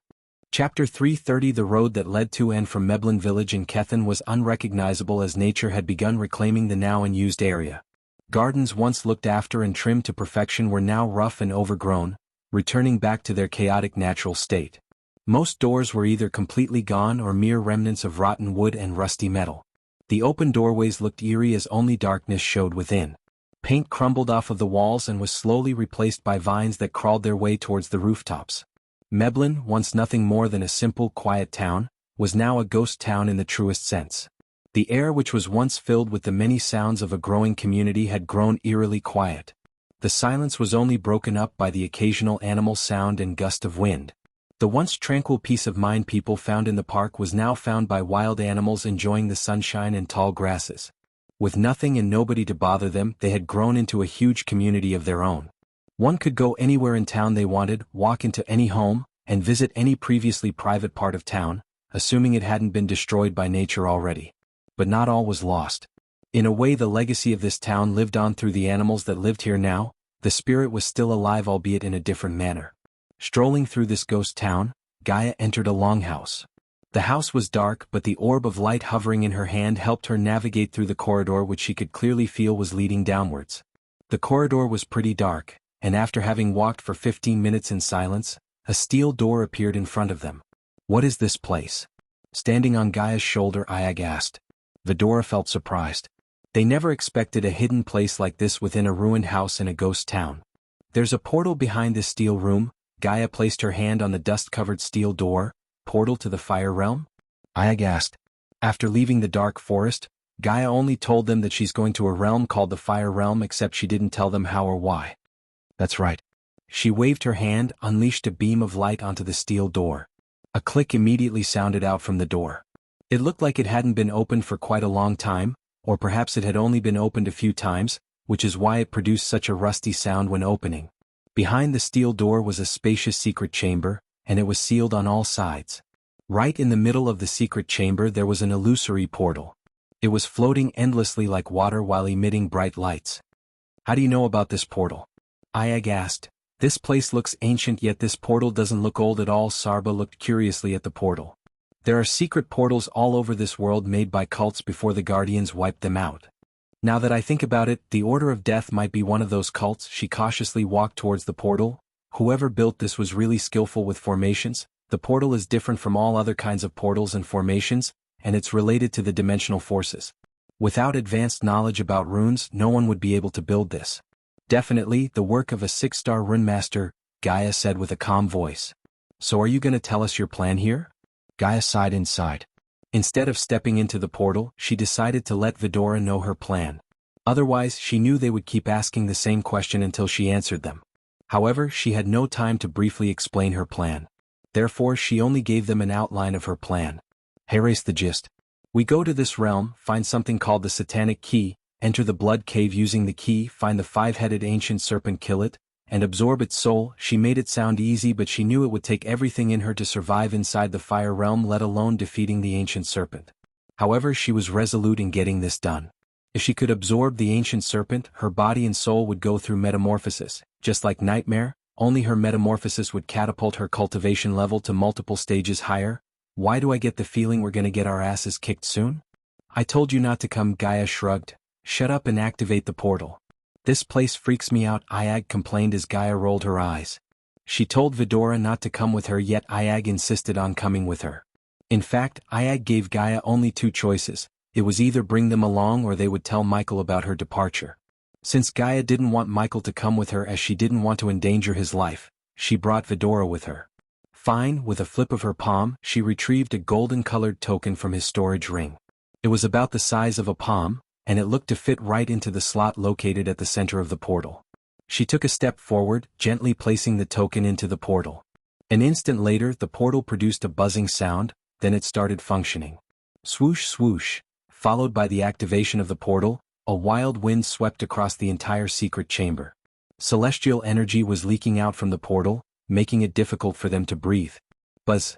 Not long after that, a pitch-black tunnel appeared right in the middle of the portal. Freezing winds immediately violently blew out from it. It was so cold that it felt like it was coming from eternal darkness. it sent a shiver down the spines of all who heard it. Even the usually calm Kane's expression changed upon sensing this. Gaia, however, was standing right in front of the storm with an indifferent expression. Ayag stuck her tongue out and felt excited as well. Just like Gaia, Ayag did not fear danger, she became excited upon encountering danger. Both loved thrilling adventures, they liked the feeling of excitement. Let's go. Gaia leaped forward, disappearing into the tunnel. Click. Right as Gaia disappeared, the tunnel instantly closed. The portal had also stopped functioning. The golden token popped out from the slot before turning into nothing but ashes. Swoosh, swoosh, the freezing wild wind never seemed to stop. Ho ho! Ayag screamed excitedly, putting her tongue outside. Hold on to us, assist, Sarba on the other hand screamed into Gaia's ears. He wanted Gaia to hold them in her hands rather than letting them stay on her shoulders. This is Aawazosum, Ayag kept screaming. She did not worry about getting thrown into the spatial tunnel. After hearing Sarba scream, she lifted Vidora from her shoulder to hold them tight in her hand. Only then Sarba heaved a sigh of relief. Gaia was moving along the flow, there were whirlwinds everywhere, and the tunnel looked variegated. The whirlwinds kept blowing into the tunnel, causing her face to hurt. The more they traveled, the more the tunnel seemed shaky and unstable, as if it was going to collapse at any time. Quit screaming, shithead, the portal isn't stable. We better be careful. I don't want to drift off from the tunnel because of your screams. Gaia flicked Ayag on the head. What will happen if we drift off from this tunnel? Sarba politely asked. Behind his polite words, Gaia could sense fear. Nothing good. Best case scenario, we'll end up outer space drifting forever. Worst case, our bodies would explode into a bloody mist. Sarba felt even more depressed after hearing her words. He looked around and found out there were black holes everywhere. Also, from time to time, a massive dimensional typhoon would appear in their sights. Black hole was a place where coldness and darkness blended together. It was tough to find a dimensional node within. Even immortals wouldn't dare to treat a black hole carelessly. The dimensional typhoon within the black holes was the deadliest existence. It was just a dreadful monster that would cause anything that gets dragged into it to perish. Within the teleportation tunnel, Kane was admiring the breathtaking dimensional turbulence around him while listening to Ayag and Sarba chit-chat. He noticed Gaia often looked over her shoulder. He could tell she was looking for Ghost. Although she didn't talk about how she's feeling, her eyes betrayed her, revealing the sorrow within her heart to the outside. After staying for a full day in the tunnel for an entire day, the duo finally saw a light at the end of the tunnel. We're almost there. Seeing this, Gaia informed Vidora, I wonder what the flame realm looks like. Ayag was so excited that she jumped up from Gaia's hand. The light at the end of the tunnel became brighter, and soon after, Gaia arrived at the end of the tunnel. Everyone held their breath as they were getting ready to enter the fire realm. Right now, within the fire realm, someplace within an abyss. It was a foggy place and everything here looked gray. The abyss was a completely desolated area and rocks were everywhere. A monster with a body fully covered with purplish scales was roaming around in this area. This monster was over 5 meters tall, its whole body was fuming with frightening red mist. It only had one eye, which was positioned vertically right in the middle top of its face. It also only had one nostril and one huge mouth below the eye. The eye, nose, mouth were all lined up in a straight line, giving it a really fearsome savage look.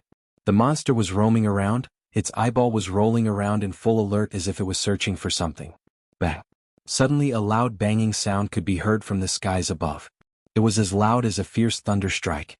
A hole in the sky appeared as a figure shouted out from it. The monster was startled by the sound. It raised its head to look in the direction. In an instant, Gaia fell straight onto its head. Plop! Everything happened so fast that this monster didn't even have time to react. Gaia carried a massive amount of force when she hit the monster's head. The monster cried out horribly while rolling on the floor. Brr! The monster was furious. After rolling on the floor in pain, it immediately stood up on the ground to look at the being that caused the pain. You are one ugly son of a bitch. Gaia's bow materialized in her hand. If you like this chapter, please comment, send power stones. If you really like this chapter and my novel, consider sending me gifts as it would motivate me to put out more chapters. Any criticism, feel free to bash me in the comments. Chapter 331, What is that thing? Vidora stared at the beast from top to bottom in wonder. They searched through the knowledge they inherited from Gaia and Michael to find something or anything about the beast. Bang! While they were focusing on finding about the beast, Gaia released a golden arrow aiming at the beast's head. The moment the arrow met the beast's head, blood splashed everywhere, the monster's head exploded into a mess. Gaia felt a bit of pity for the monster. A moment ago it was minding its own business. Fate played a game in the monster's life by opening the portal right above its head. Otherwise she wouldn't have landed on the beast, making it mad. Do you think it's edible? What is wrong with you? Gaia felt a sudden feeling of nausea hit her core when Iag asked. She flicked Iag on the head couple of times. Ouch, bitch, that hurts. Aya cursed Gaia while trying to bite her finger. Cain ignored their bickering. A body refining stage beast. I can sense its cultivation stage, so that means the Hydra's scream didn't affect this realm? Are we in a different world? Sarba asked. Finally, Gaia stopped fighting with Iag to answer Sarba. No, this is one of the many realms between our world and the space outside. Some realms are above the world while some realms are inside our world. After explaining, she started to walk away from the dead bodies as it might attract various other beasts to their location. Why does this damn abyss feel so ghastly? Gray fog everywhere. I hope this fog can't hurt us. Gaia's expression became serious. She looked around as well. Did you come here before? Sarba asked. No, but I learned what's little out there about this place. Humph, never pegged you for a learning type. Iag snickered. The other two heads expected a snarky comeback from Gaia, yet she kept walking without uttering a word. Alright, this place looks boring as it is, and now you decided to go into silence mode. Iag moved her head towards Gaia's thumb to chew it. She wanted to bring Gaia back from her deep train of thoughts. Ah! Gaia suddenly felt a sharp pain in her thumb. She looked down to see Iag chewing her thumb viciously. What's on your mind? Sarba asked before gently knocking away Iag from Gaia's thumb. Isn't it obvious she's thinking about Ghost? Iag said. You should have brought him with us. No, Cain, he has enough problems as it is. I want to do this alone. If he was with me, he'd be worrying about my safety more than getting what I need here. I need to prove it to myself that I'm worthy of him. Vidora understood Gaia's feeling. They unanimously decided not to ponder into her feelings too much. If she was focusing on her feelings, her fighting intent would be lessened. They didn't want that to happen. Gaia learned about this place, yet she did not expect it to be such a nefarious environment. Look, another one. Iag noticed another beast looking exactly the same as the one Gaia killed roaming around the land almost 100 meters in front of them. Gaia wanted to go past the beast without killing it, but even from 100 meters away the beast found them. It turned its one eye staring at them as puffs of smoke came out of its nostril. What is this monster? There's something different about these beasts. As Sarba was letting the others know what was in his mind, Gaia fired an arrow lightning fast. The arrow soared through the air. Boom. Just like before, when the arrow hit the beast, its head exploded. The energy coming from it was not arch energy. It's different. Getting closer to the dead body, Gaia carefully examined the monster. Indeed, she had learned about these beasts called the fire demons, but she had never seen them with her own eyes until now. I think the energy coming from them is some kind of first energy. Human talked about various energies other than arch and celestial. Since this is not celestial, it must be first energy, at least a variant of it. She paused for a second before going on. According to the legends, these fire demons have a really strong body and incredible muscles, and its most powerful weapon is its vertical eye, which can unleash a powerful light that can cause damage directly to one's soul. These beasts only exist in ancient realms like this one. We need to be careful here. I don't think there are only body-refining beasts here. Gaia sighed inwardly. The ancient scripts she had read about ancient realms told her that the fire realm had suddenly appeared 3,000 years ago. It was the same time the Guardians completed a ritual that made the gods lock the Dark Lord's seed in a universe with no magical energy, a void universe. Since we're so close to this beast, we should get the monster core.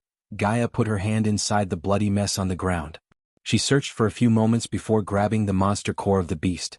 Vidora saw her pull a hand-sized black orb from the bloody mess. She quickly put the core inside her space ring. You're right.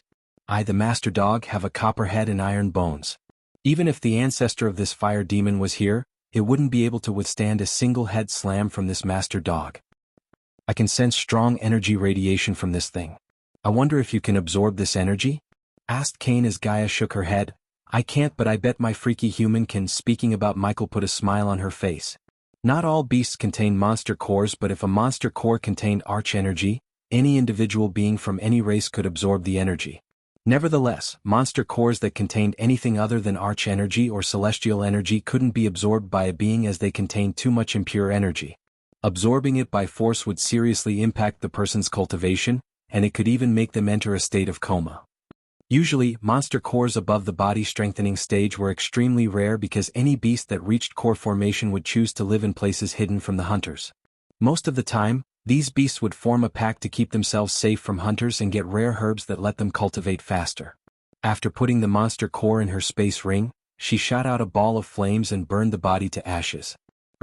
Right at this moment, a loud roar sounded out from somewhere not far away from where they stood.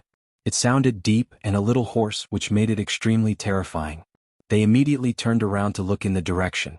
In an instant, they saw a monster which was glowing brightly appearing not far away from them. It was slowly walking towards them. Although she burned the body, it was too late as the monster was attracted by the smell of blood long before she burned the body. What kind of monster is this? Vidora was startled. The monster wasn't tall, it was just a little bit taller than an average human. The body didn't look very muscular either, but it gave them an overbearing impression. This monster had a transparent body that looked like a crystal, also it didn't have any facial figures. No nose, no ears and no mouth. Right in the middle of its face, there was a crystal eye, which kept staring at Gaia. Grrrr. The monster roared out once again. It didn't have a mouth but it could still roar loudly. The roar sounded like it came from its body. It was enough to send shivers down most people's spines. If any ordinary girl saw this strange monster, she would definitely be scared to the point she screamed as loud as she could. But Gaia didn't move at all. Since the Hydra's scream didn't affect this realm, she could easily find out the cultivation level of this monster. It was only a core formation level 1. Although it was considered pretty strong, it couldn't pose any threat to her. Unlike the two beasts she killed before, the beast approaching her looked nothing like the two beasts. This beast was transparent like a crystal and had only one eye, no other facial features. Lucky us, another ugly thing came to greet us. Iag rolled her eyes. I once read a book called Ancient Beings. It recorded all sorts of monsters and beings. By the look of this beast, it must be Glass Wraith. You seem to have read an awful lot of books for an orphan. Iag frowned. Not only Iag but also Sarba and Kane felt surprised by her knowledge about this world. They even saw Ghost ask her for information and he was a freak of nature who could do anything in their minds. In the short amount of time they followed Gaia, it felt like there was nothing that she didn't know.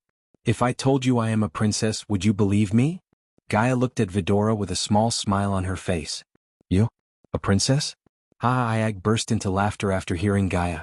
Stop playing around and kill that beast, roar. The Glass Wraith roared out once again.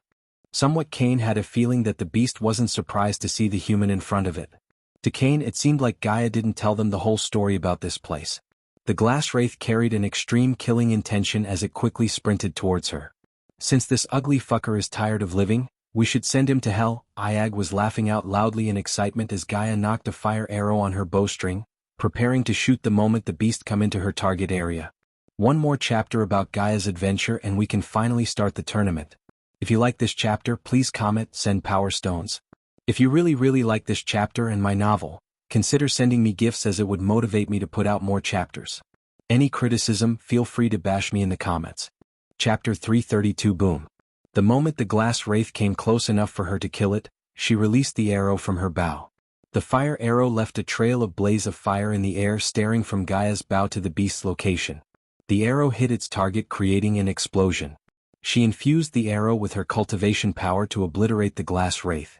The beast's body shattered instantly because of the impact. It turned into pieces of crystals and scarred across the place. Humph, so weak. Iag was laughing out loudly seeing how easily the arrow killed the beast. However, before she could finish having a laugh, her eyes went wide in shock. The three heads could see the broken crystal pieces assembling back to normal in an instant, making the Glass Wraith whole again. Here's a lesson for you, Iag. Never laugh too soon. Unlike Vidora, Gaia knew this would happen. To kill a Glass Wraith, one had to exhaust all the energy in its soul, which meant she had to kill the beast again and again until it could not resurrect again. The Glass Wraith was extremely angry. It roared out in fury as it dashed towards Vidora once again. This Glass Wraith was a rare and unique life form. It didn't possess any kind of innate ability to cast spells, it only relied on its Boda strength. It could rip anything apart. Besides, the bright light that shot out from its body could cause devastating damage. Anyone who got hit by it would either die or suffer severe injuries. What are you waiting for? Kill it. Vidora felt somewhat depressed, even humiliated when the Glass Wraith resurrected. In a blink of an eye, Gaia fired another fire arrow at the beast. Just like before, the shattered glass wraith was restored back to its original shape, which looked and felt exactly like it did before. What the fuck? Ayag's fury ignited. She felt like she herself was fighting the glass wraith. Calm down, we need to kill the glass wraith again and again until it has no energy left in its soul to resurrect itself, as she said. She fired another arrow before the glass wraith could leap towards her. Yet again it shattered into crystal pieces before assembling its whole body again. What an abnormal monster. Only we had this ability. Ayag's eyes sparkled. Who would be able to kill us? Ayag wondered. Stop daydreaming. After all the time they spent with Gaia, Ayag was used to getting flicked on the head. So when Gaia flicked her this time, she just ignored instead of bickering. Boom, boom, boom. Gaia fired a fire arrow one after another, shattering the glass wraith again and again. After being killed several times, the glass wraith's energy in the monster core reached a critical point. Realizing the threat of imminent death, the beast immediately turned around, fleeing with extreme speed. Since it was a core formation level beast, it possessed basic intelligence, hence, it finally understood how powerful its opponent was. If it continued fighting, it would get itself killed here. It's running away. How we got that bastard? It didn't take a genius to figure out why the glass wraith was running away. Because its resurrection caused some slight humiliation to Ayag, she wanted nothing more than seeing the glass wraith shatter into pieces and not getting resurrected again.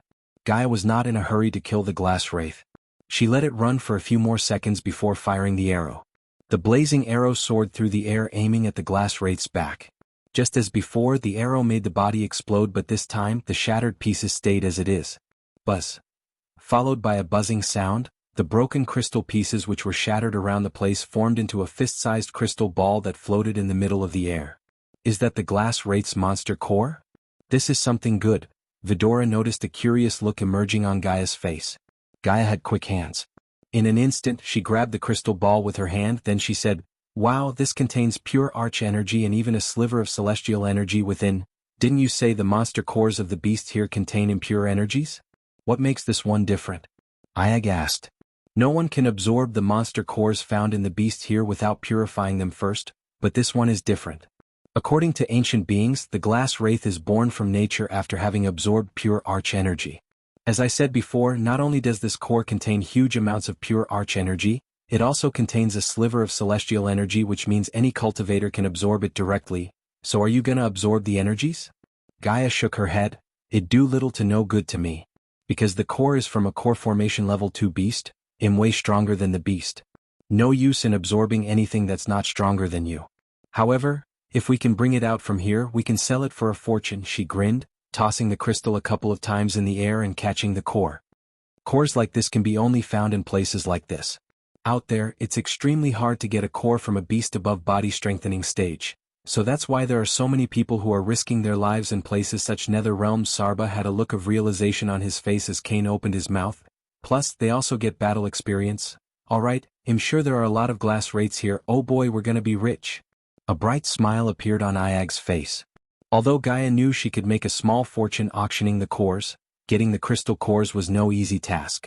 Only idiots venture into ancient places looking to make money. Let's imagine if someone bumps into a glass wraith which is at the same level as he or she, they are fucked. Even if they were one level higher than the beast, they'll be still fucked. Instead of one getting the beast's core, it will get the flesh and blood of an idiot. Gaia was not here to make money. If it was, she could have stayed with Ghost and made millions through the Majestic in Hades. Her goal was to find the five-headed serpent.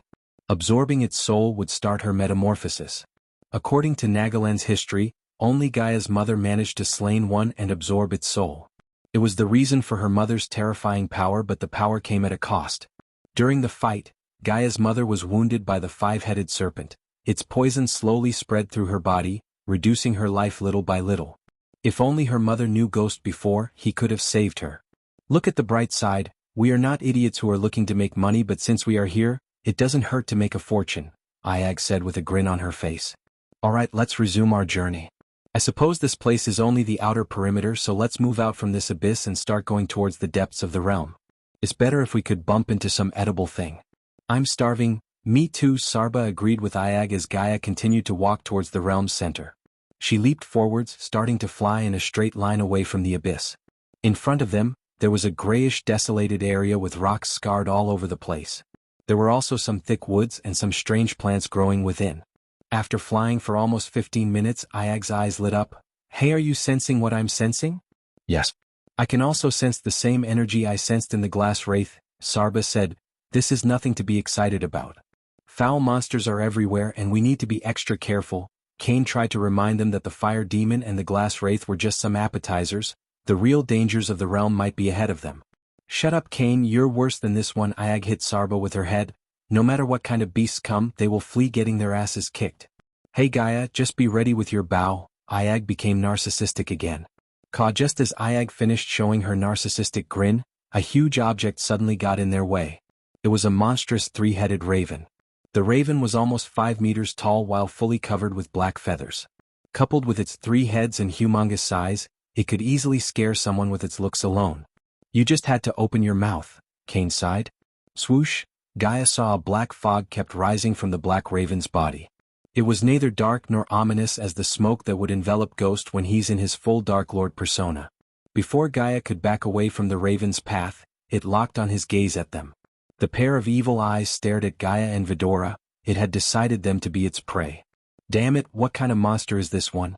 We've only been here for a short time, and we have already bumped into 3 ugliest things in the world. Iag gritted her teeth in anger. She wasn't scared of the raven at all. Although it was stronger than the fire demon and the glass wraith they previously fought, it was still a core formation level 4 beast. She knew the raven was not a match for Gaia. However, what pissed her off was that this raven had appeared right after she boasted. This gave the other 2 heads a reason to mock her when the time came. Chapter 333. The royal land had never been busier than today. There were only joyful faces as they headed toward the arena for the greatest tournament for warriors in Elon. Music filled the air as the people felt chock full of adrenaline-pumping happiness. The vibrancy of the event, the energy of the dancing dragons, the fireworks that made an artistic canvas of the early morning sky, was looked forward to by all. The people flowed like rivers, never stopping for obstacles but swirling around them. On those wide avenues of royal land with wilted trees, their leaves curled and blackened in the gentle morning heat, the buildings towered on each side. The crowd had a life of its own. Their vibrant clothes shone in the morning light and the people moved like enchanting shoals of fish. There was chatter between sellers and buyers, old friends catching up, new friends making.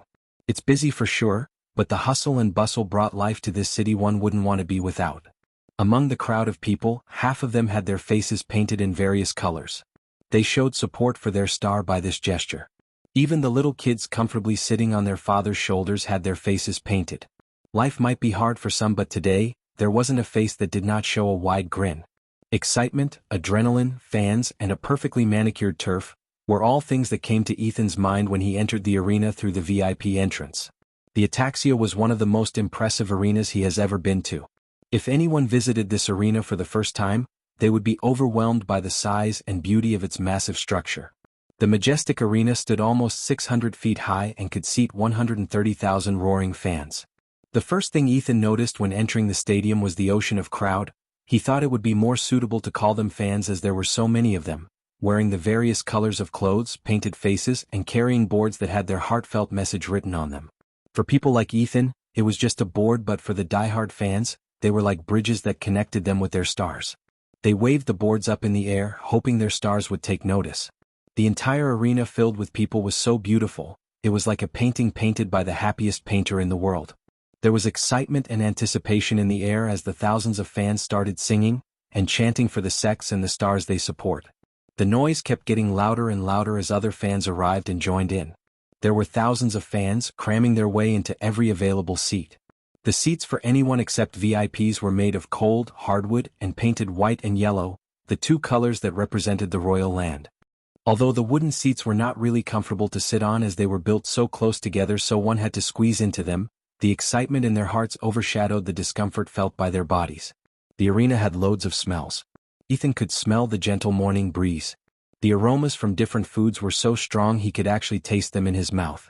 There was also a smell of freshly brewed ale that had been spilled time and time again. The sunlight reflecting on the gigantic mirrors set all around the arena was blinding. It shone down on the field, the crowd, and made everything look so bright and dazzling.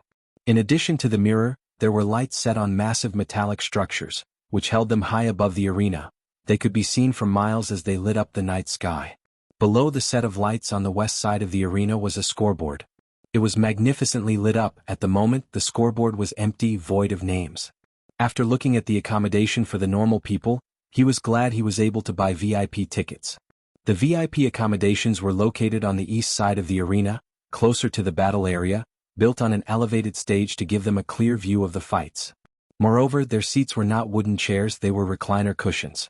On top of better seating in view, the VIP balcony also had ruby cuisine stalls set up so the VIPs could get better and tastier foods, and merchant stalls that sell opera glasses for children and for those who have problems with their eyesight. Ethan was carrying buckets of snacks which include honey popcorns, roasted chicken legs, fruit juices, and some other snacks he had never even heard of before to his neck. Yet he was being pushed by his wife who had nothing in her hands. The only thing Ethan took pleasure in was, every man in his family had the same fate as him. Walk faster, Ethan, you have glue stuck up your feet or something, for crying out loud, I'm a lord of this family and carrying all these things like a servant. Well, you were the one who said it's a waste of money to buy tickets for the servants, Diana retorted with a chuckle. Ever since she made the promise she won't cry anymore after reading the interview of Ghost, she had become the joyous person she used to be. If I knew you people would spend that money on these snacks, I would have bought tickets for everyone. At least, I would have been spared from being a mule. Ethan rolled his eyes while navigating through the seats. Stop bickering, you two, these are our seats, Imelda reminded both Diana and Ethan.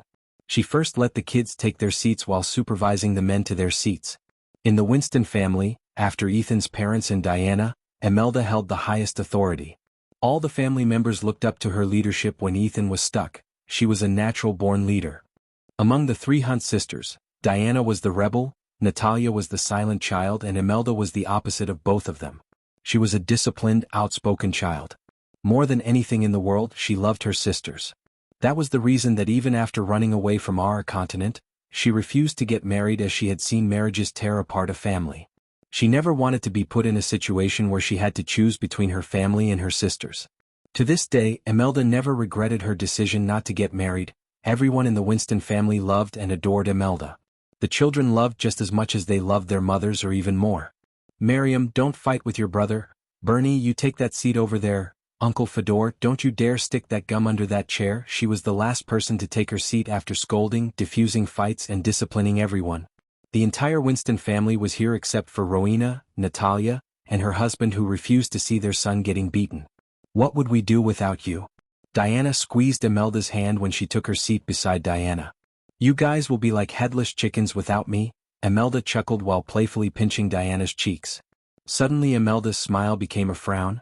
You look different, Dien. Diana hoped she wouldn't notice the difference, even though she deep down knew Imelda would. Diana shared everything with her two sisters, however, this time she wasn't going to. No one must know about her leaving the house to kill the Reapers. Michael met only 4 Reapers, but in reality, more than 50 Reapers had picked up the contract for his head. It was Diana who kept the Reapers from swarming Michael. Of course, she knew she couldn't keep track of every single one of them. That was why she shadowed Ghost from a distance. Even when Michael killed the 4 Reapers in a forest and killed a Reaper on his way to Royal Land, she was always there for him in case something went wrong. Seeing her son battle people ahead of his cultivation stage reminded herself of her. She was proud, but at the same time she was also worried. You know, I'm just excited to see him again. Imelda knew by him, Dien meant Ghost. Diana hid her secret life by telling Imelda the truth instead of a lie. I hope Andrews don't get on the stage with him, Imelda sighed. They spoke in whispers so the others couldn't hear them, not that anyone could in the cheers of the fans. Where are they anyway? Imelda looked around to locate Noah and his group. With Maisie's family, I think, Diana said. Maisie's family here? Imelda grinned with excitement. Ever since she met the cute little girl, she wanted to meet her family. Do you know Maisie hates him? Suddenly Ethan came into the conversation. He emphasized the word him. The two ladies turned their heads at the same time to look at Ethan. Now that you said it, I did notice the little girl frown when something comes up about him. Boom. Boom. Boom.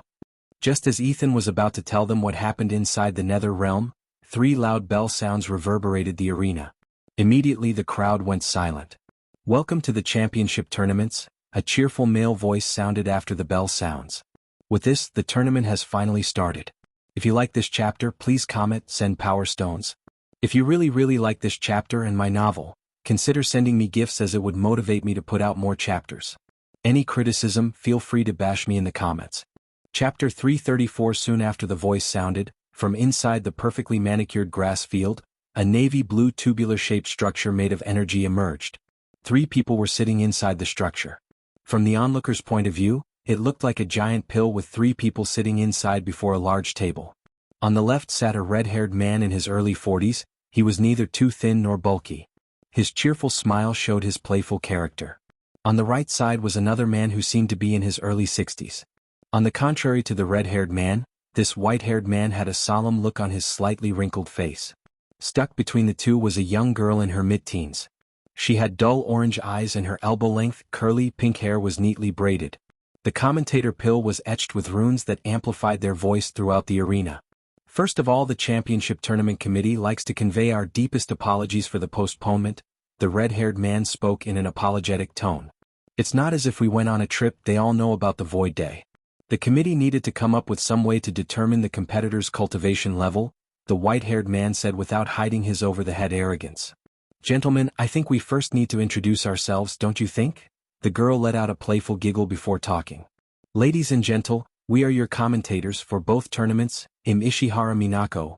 I am James Hall, 2 times Royal Times Best Commentator Award winner, the cheery red-haired man said with a laugh.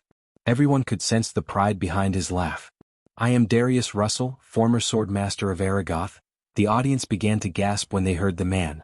No one reacted the same way as they did for Russell as they did for James because the position of Swordmaster of Aragoth outclassed the Best Commentator Award by miles. Moreover, anyone who got the Swordmaster title held a highly esteemed position in society as even the kings would show them respect. Hence the reason for Darius' pride. Now that we introduced ourselves, let's bring the battle stage up. Darius clapped his hands together. After the runes amplified the clapping sound to the entire arena, everyone heard a loud cracking noise emerging from inside the grass field. Many people stood up to look at the grass field. They saw the grass field split open in the middle. The 2 halves of the grass field slowly retracted sideways as a spacious circular stage emerged from within. In a couple of minutes, the lush green grass field was nowhere to be seen and replaced by a grayish round stage. The stage could easily hold 70 to 80 people without each of them feeling crowded. Before we move forward, let us explain the format of the competitions, Ishihara said in a playful voice. You ladies and gentlemen may already know, we have 2 championship tournaments. One for body strengthening stage cultivators and one for core formation stage cultivators. Both tournaments have the same format. Swordmaster Darius. James looked at Darius to explain the format as the Swordmaster began to talk in his serious voice. The tournaments have 6 rounds, the last 3 being quarterfinal, semifinal and grand finale respectively. 100 participants will start the tournament and fight in the first round. The second round will have 40 people, Darius said. You know what that means, ladies and gentle, bye-bye for 60 youngsters after the first round. Hall chuckled as Darius continued. Out of 40, only 20 will go to the third round. At the end of the third round, the judges will eliminate 10 participants based on points and votes. Darius paused for a moment to let Hall speak. Due to complications during the last couple of tournaments, the tournament committee decided not to disclose any information about the judges. The judges will be anonymous, so don't try to find them or worse, bribe them. Everyone in the arena knew his words were directed to the powerful noble families. They were the ones who would try to bribe the judges to get the youngsters of their family closer to the championship titles. In the past, the tournament committee had to spend millions of gold coins to ensure the safety of the judges as well as the integrity of the tournaments. Some noble families had even tried to kill the judges who refused to take bribes from them. I'm sure nothing terrible will happen this year. Darius, please continue, Ishihara said. 10 youngsters will enter the quarterfinal. It'll be 5 versus 5. Among the 5 winners, one will be eliminated according to the points given by the judges. And worry not, although it'll be the end of one's journey, he or she will receive valuable treasures as a prize for reaching or surviving. Yet again, Hall finished his words with a chuckle. Semi-final will let only the best 2 enter the grand final. Darius finished explaining the format. The people let the information sink into their heads for a few moments before Ishihara broke the silence with her sweet melodic voice. Now it's time to go over the rules. James, she turned her gaze towards James. As the name itself suggests, the participants for the body strengthening stage tournament must be at the body strengthening stage while core formation stage participants must be at the core formation stage, James Hall explained as Darius continued. Anyone between the age of 10 to 23 can participate in the body strengthening stage tournament. Participants for the core formation stage tournament must be below the age of 30. We have arrays placed on the stage to determine one's age. If you're older than 30 and think you can participate with the help of a spell or potion, I recommend you not to unless you really want to end up like a cooked turkey, haha. A small portion of the onlookers laughed like he was kidding, but the rest of them knew he was serious, deadly serious. While not bore you with the rules for each round, it'll be more interesting to go over them before the starting of each round. Boom. After James spoke, another loud booming sound reverberated the arena. The onlookers looked up at the sky to see several white-robed figures in pairs descending to the stage. Each pair was carrying a 6-foot mirror with a golden border. The closer the pairs got to the stage, the more the people could see the glowing runes on the mirrors. Unlike the runes, none of them were able to see the gears, nuts and bolts behind the mirror. In a couple of minutes, the white-robed people brought 6 mirrors onto the stage. They gently placed the mirrors on the stage as the people tried to figure out the purpose of the mirrors. Participants for the body strengthening stage, please come to the stage and follow the instructions given by the coordinators. While the participants were getting ready to hop onto the stage, each pair of coordinators flicked their wrist as a 12-foot tall pillar beside the mirrors. The pillar was made of 10 black rocks. Each rock was separated by a thick silver lining that glowed in the light. The onlookers immediately became excited to see the young celebrities make their entrance. Can you give us a rundown on how this mirror works, Darius? I heard you were in the team that built these wonderful devices that gauge someone's cultivation level. Everyone looked at Darius after hearing James. I doubt the people will be interested in knowing how the bias law works with mirrotine runes to produce a fusion effect. It seems like we have to settle for the short version. James chuckled. When a participant places his hand on the mirror, the runes will extract a sliver of arch energy from their body. The mechanism behind the mirror will work with the runes to analyze the sliver of arch energy and light up the pillar beside the mirror. As we can all see, each pillar has 10 separated rocks. I assume each of the rocks will represent a level of one's cultivation stage, Ishihara asked. Yes, the level goes from bottom to the top. For instance, if a body strengthening stage level 3 cultivator placed his hand on the mirror, the third rock from the bottom would glow in green. The beauty of this device is, it will not only show one's level but also show how pure the arch energy in his or her body. After Darius explained, many people gasped in startlement. The purer your arch energy is, the more powerful you are. If 2 cultivators on the same cultivation stage and level fought with the same spells, the victor will be decided by the arch energy purity. James Hall explained for the comments who had little knowledge about arch energy purity. The cultivators knew the importance of keeping their arch energy pure, as that was why nobles would go crazy for potions and pills that cleanse their bodies to make the arch energy in their body pure. Michael was making a fortune selling revitalizing pills that cleanse a cultivator's body. The purity of the arch energy was the one that separates a normal cultivator from a prodigy. This was also the reason many cultivators avoid eating meat in restaurants and prefer to keep their bodies satiated with only arch energy instead of food. The brightness of the glow will determine one's arch energy purity. Darius finished explaining how the mirror worked as Ishihara asked a question. What would happen if someone above the body strengthening stage touched the mirror? Instead of the pillar, the mirror will let out a bright red glow, and the one touched the mirror will be detained for processing. Believe me, you don't want to violate the rules set by the committee. If you like this chapter, please comment, send power stones. If you really like this chapter and my novel, consider sending me gifts, as it would motivate me to put out more chapters. Any criticism, feel free to bash me in the comments. Chapter 335. After all the mirrors were set on the stage, the people heard yet another loud booming sound. Following the sound, the east side door on the ground level opened as several youngsters in armor started to walk out of the door. Each of them wore a different type and color of armor. The commonality between all of them was their posture. Their chests were puffed up, head held high with grins radiating pride and ego. The crowd, their cheering, and the atmosphere of the arena kindled the pride of even those who were usually modest. There he is, Evan Clark, Morning Star, Morning Star, Morning Star, Morning Star, Morning Star, Morning Star. The fans of Evan Clark in the Morning Star sect began to roar when they saw Evan Clark. Of course, there were disciples from other sects who were better than Evan in all ways. However, they were from the Azer continent, and the arena was filled with people from Elon. The majority of the people knew little about the prodigies of Azer. Hence, it was the stars of Elon who received a big thunderous welcome from the crowd. After Evan, another celebrity disciple walked out of the door, making many onlookers gasp for air. Victoria Parker. The crowd erupted when Victoria in her silver armor made her entrance. Her charming beauty captivated the audience. Even those who hated Golden Valley couldn't help drooling. Evan waved his hand at his fans, making them roar even louder. Victoria on the other hand didn't even look at the crowd as she made her way to the stairs leading to the stage. Where is Sabi? Sitting on the VIP balcony, Ethan searched the group of youngsters on the field to find his daughter. Sabrina was one of the few disciples who were competing in the tournament from a sect located in the Azer continent.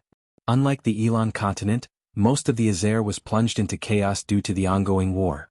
The sects in Azer were siding with their allied kingdoms and sending disciples to the battlefield so they could get real battle experience as well as repel the kingdom's enemies. At this point in time, Michael was oblivious to the fact he's connected to the ongoing war. Although Sabrina wanted to win the tournament, the biggest reason for her to compete was Ghost.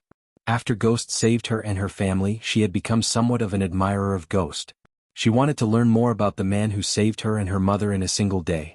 Every time she wanted to meet him, he was either in seclusion or somewhere else no one had any idea about. She didn't know what, but something made her feel closer to Ghost even though she knew little about him. Whoa, is that Sabrina Winston? Shut up, it can't be, look there. It's her, Noah Winston's little sister. If she's here, then the Holy Trident Academy is too. Sabrina. Sabrina. Sabrina.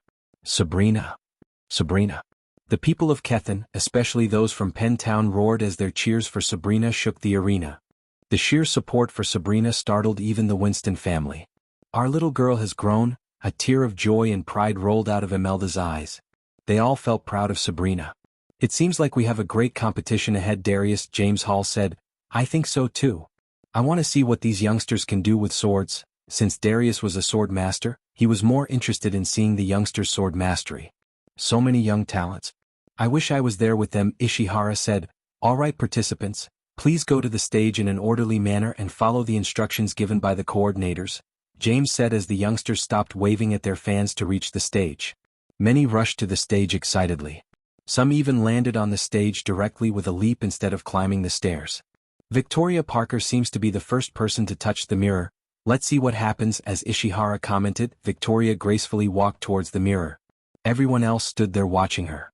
Please place your hand on the mirror, miss, the man standing beside the mirror instructed.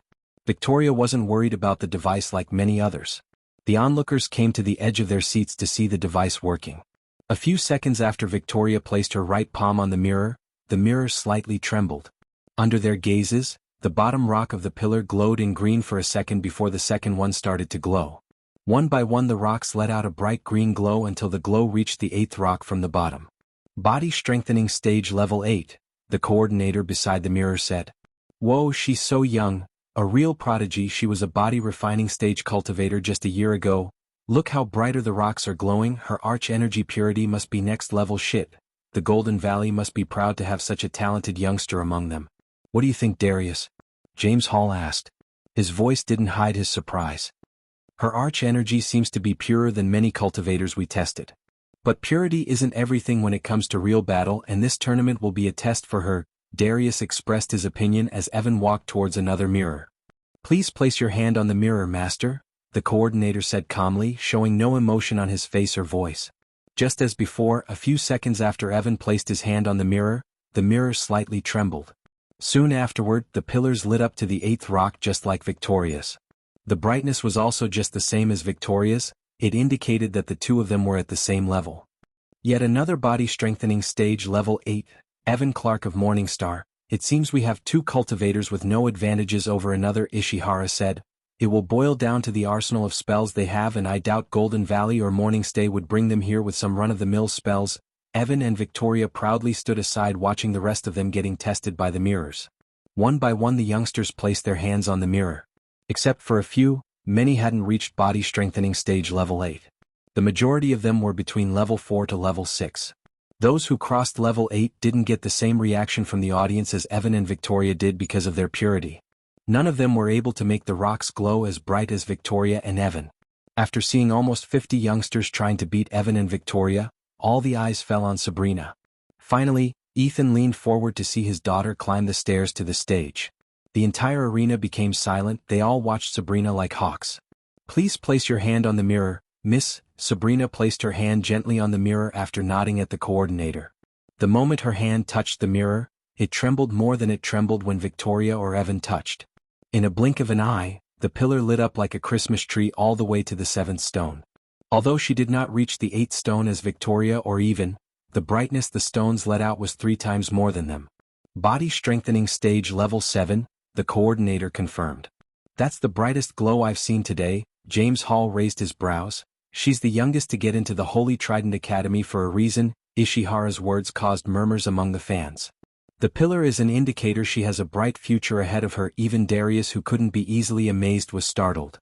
The Winston family is really blessed to have such monstrous prodigies as their heirs. Ethan could see James Hall looking at them. I bet Miss Sabrina's parents are really proud. For a few moments, the commentators sounded like fans of Sabrina. Victoria had black lines on her forehead seeing Sabrina taking away her spotlight. We are. Diana turned her head to see Imelda staring at the stage with tears flowing out of her eyes. Not even Diana shed tears of pride and joy, but Imelda did. We are proud of you, Sabrina. We are proud of you, Sabrina. We are proud of you, Sabrina. We are proud of you, Sabrina. The people of Penn Town began to chant in unison. Their thunderous cheers did not slow down until a few youngsters finished testing their cultivation level. An hour passed by in a blink of an eye. We'll take a short break before testing the core formation participants. The trio of commentators left their pill to take a break while the participants remained on the stage to socialize. Many wanted to establish a friendship with Sabrina, but she quickly left the stage to join her family. Meanwhile, in Sarton, Michael was waiting in Lord Information's room patiently. He kept gently brushing Nightmare's head as the dragon enjoyed the rub with his eyes closed. Michael watched the door beside the book rack, expecting the elf to walk out of there with what he asked.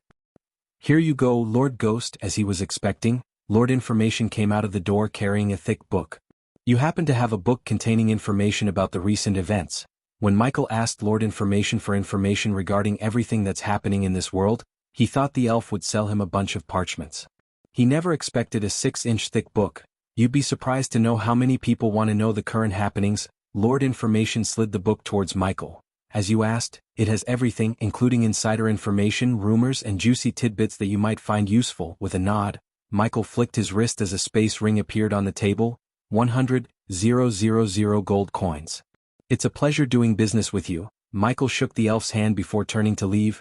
Lord Ghost. Michael turned back hearing Lord Information's voice. The thing I asked, it might happen soon after the tournament ends. Lord Information seemed rather serious. I'm looking forward to it. If you like this chapter, please comment, send power stones. If you really like this chapter and my novel, consider sending me gifts as it would motivate me to put out more chapters. Any criticism, feel free to bash me in the comments. Chapter 336. Although the commentators announced a short break, only a few left their seats. As each minute passed by, Ethan couldn't sit still. He was biting his nails when Imelda called him out. Ethan, are you all right? You seem shaky. Diana squeezed Ethan's hand to calm him down.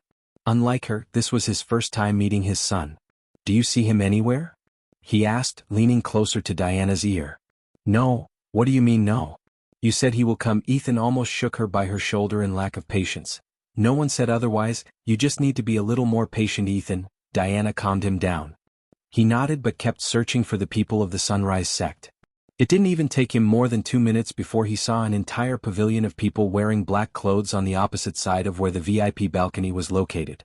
Since the arena was built in a circular shape, one could see almost everyone in the arena. Ethan would have noticed them earlier if it wasn't for Claire's orders not to cause a ruckus until they start the core formation tournament to the people of River Town and Sunrise sect. Because of her orders, they remained, not causing any commotion. An entire pavilion containing at least 1,500 seats was filled with ardent worshippers of the Ghost and Sunrise sect. An entire town was here to show their support to Ghost. No one had the support like Ghost had. Suddenly Imelda shouted as everyone sitting near her turned their gazes at Imelda to see a golden monkey bouncing on her head. Norvin, you almost gave me a heart attack. Imelda grabbed Norvin off her head to see the monkey grinning in the joy of pranking her. Get away from her, you damn monkey. Diana saw Alicia walking towards them with Maisie. Fergus, move your butt over there. Imelda chased away a 10-year-old kid who was chugging his juice box back to his parents. Alicia sat beside Imelda as Norvin leisurely laid on Imelda's lap. Where's Noah and Andrews? Diana looked at the way Alicia came to find Noah and Andrews, yet she didn't see them. Maisie didn't look for empty seats as she hopped onto Diana's lap. The little girl was so cute as Diana wrapped her hands around the little teddy bear to cuddle. Andrews is down there. By looking at the worried look on Alicia's face, they sighed. It seemed like Andrews wasn't backing down from competing in the tournament. Has he reached the core formation stage? Imelda whispered as Ethan leaned closer in his seat. Yes, Alicia said. Is he all right?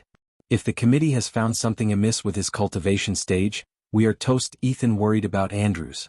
The last time he met Andrews he was still at body strengthening stage level 3. Even Noah just reached the core formation stage and Noah was a freak of nature. Noah took care of everything uncle.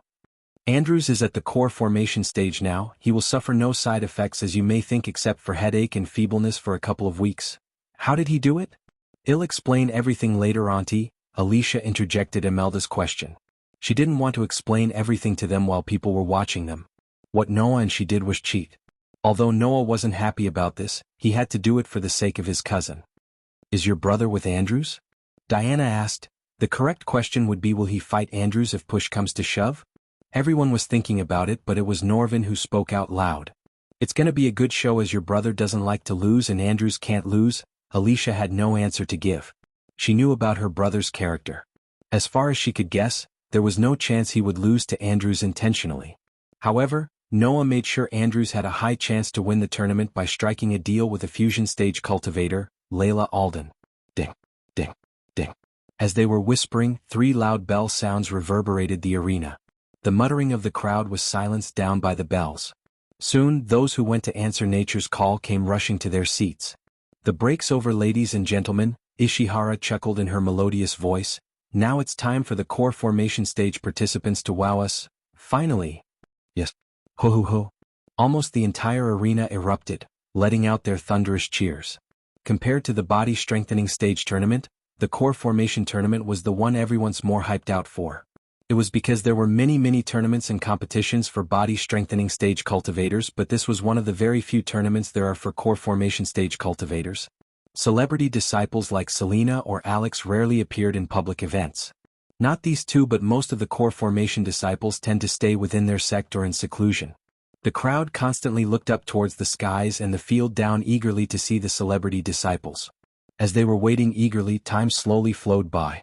Just as the sun had reached the middle of the sky, from the distant horizon, the clasp of thunder suddenly rumbled forth.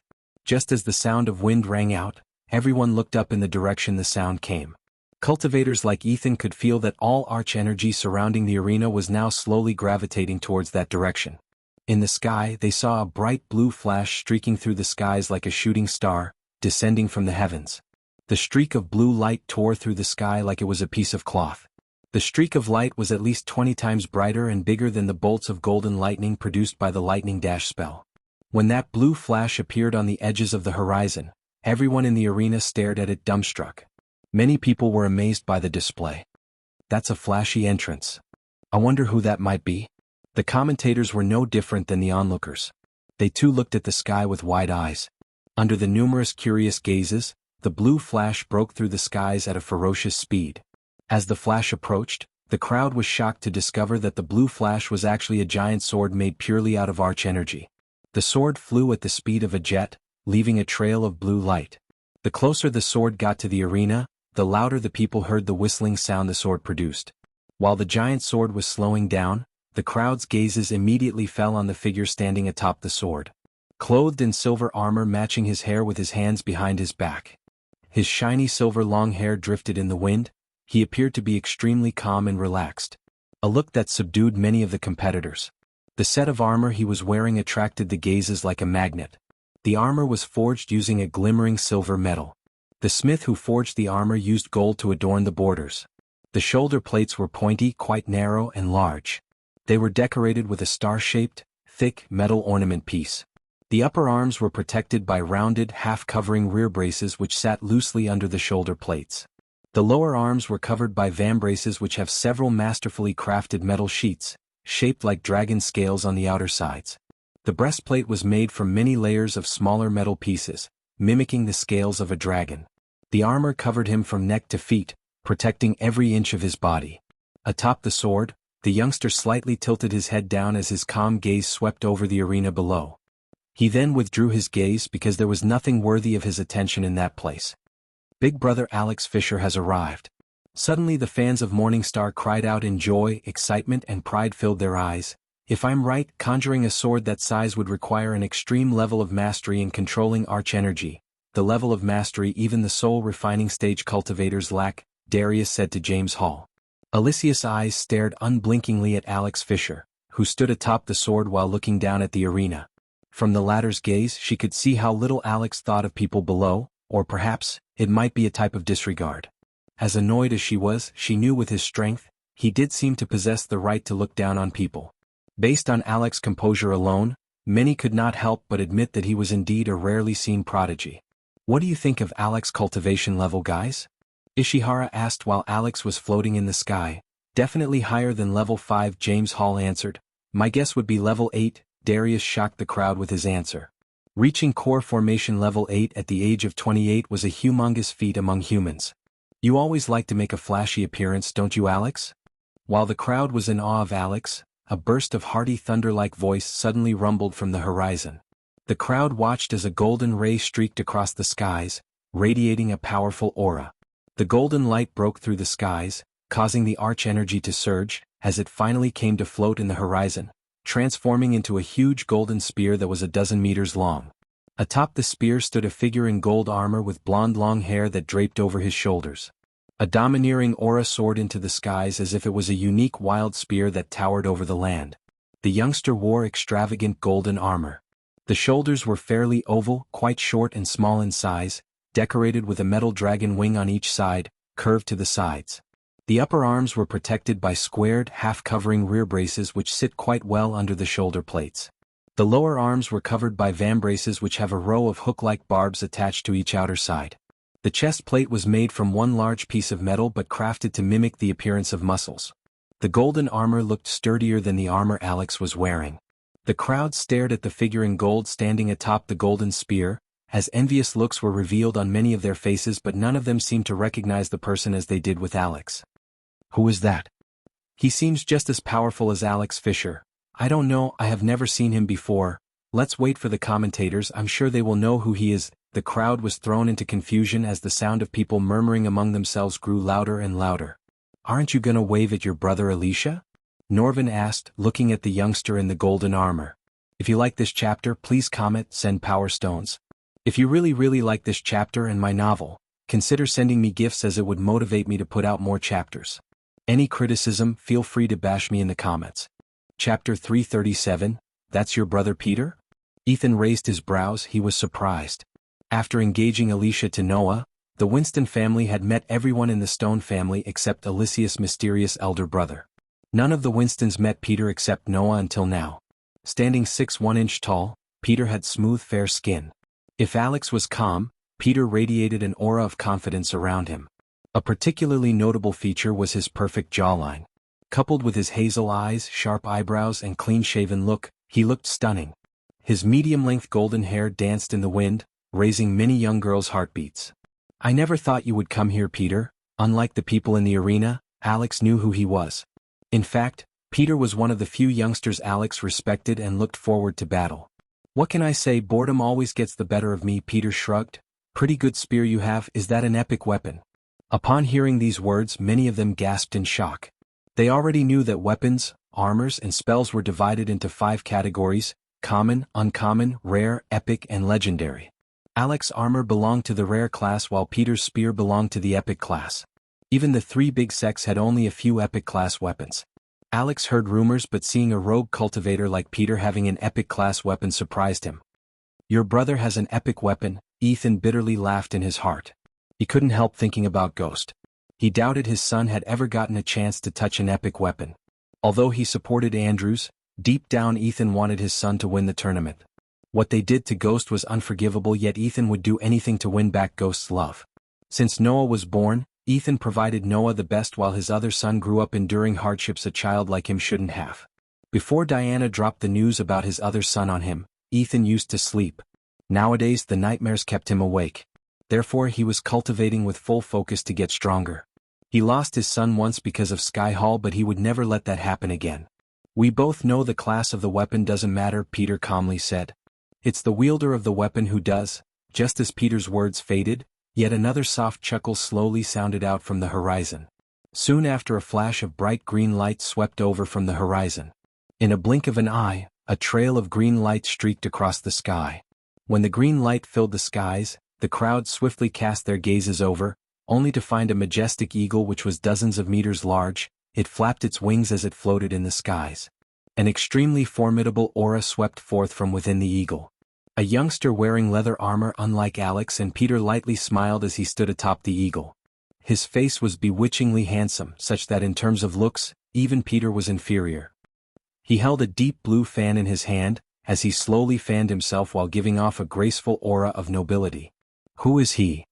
The third son of Oswin family. After hearing Alicia's words, Ethan once again silently nodded his head. According to the rumors, House Kane and House Fisher were trying to forge an alliance with House Oswin through marriage.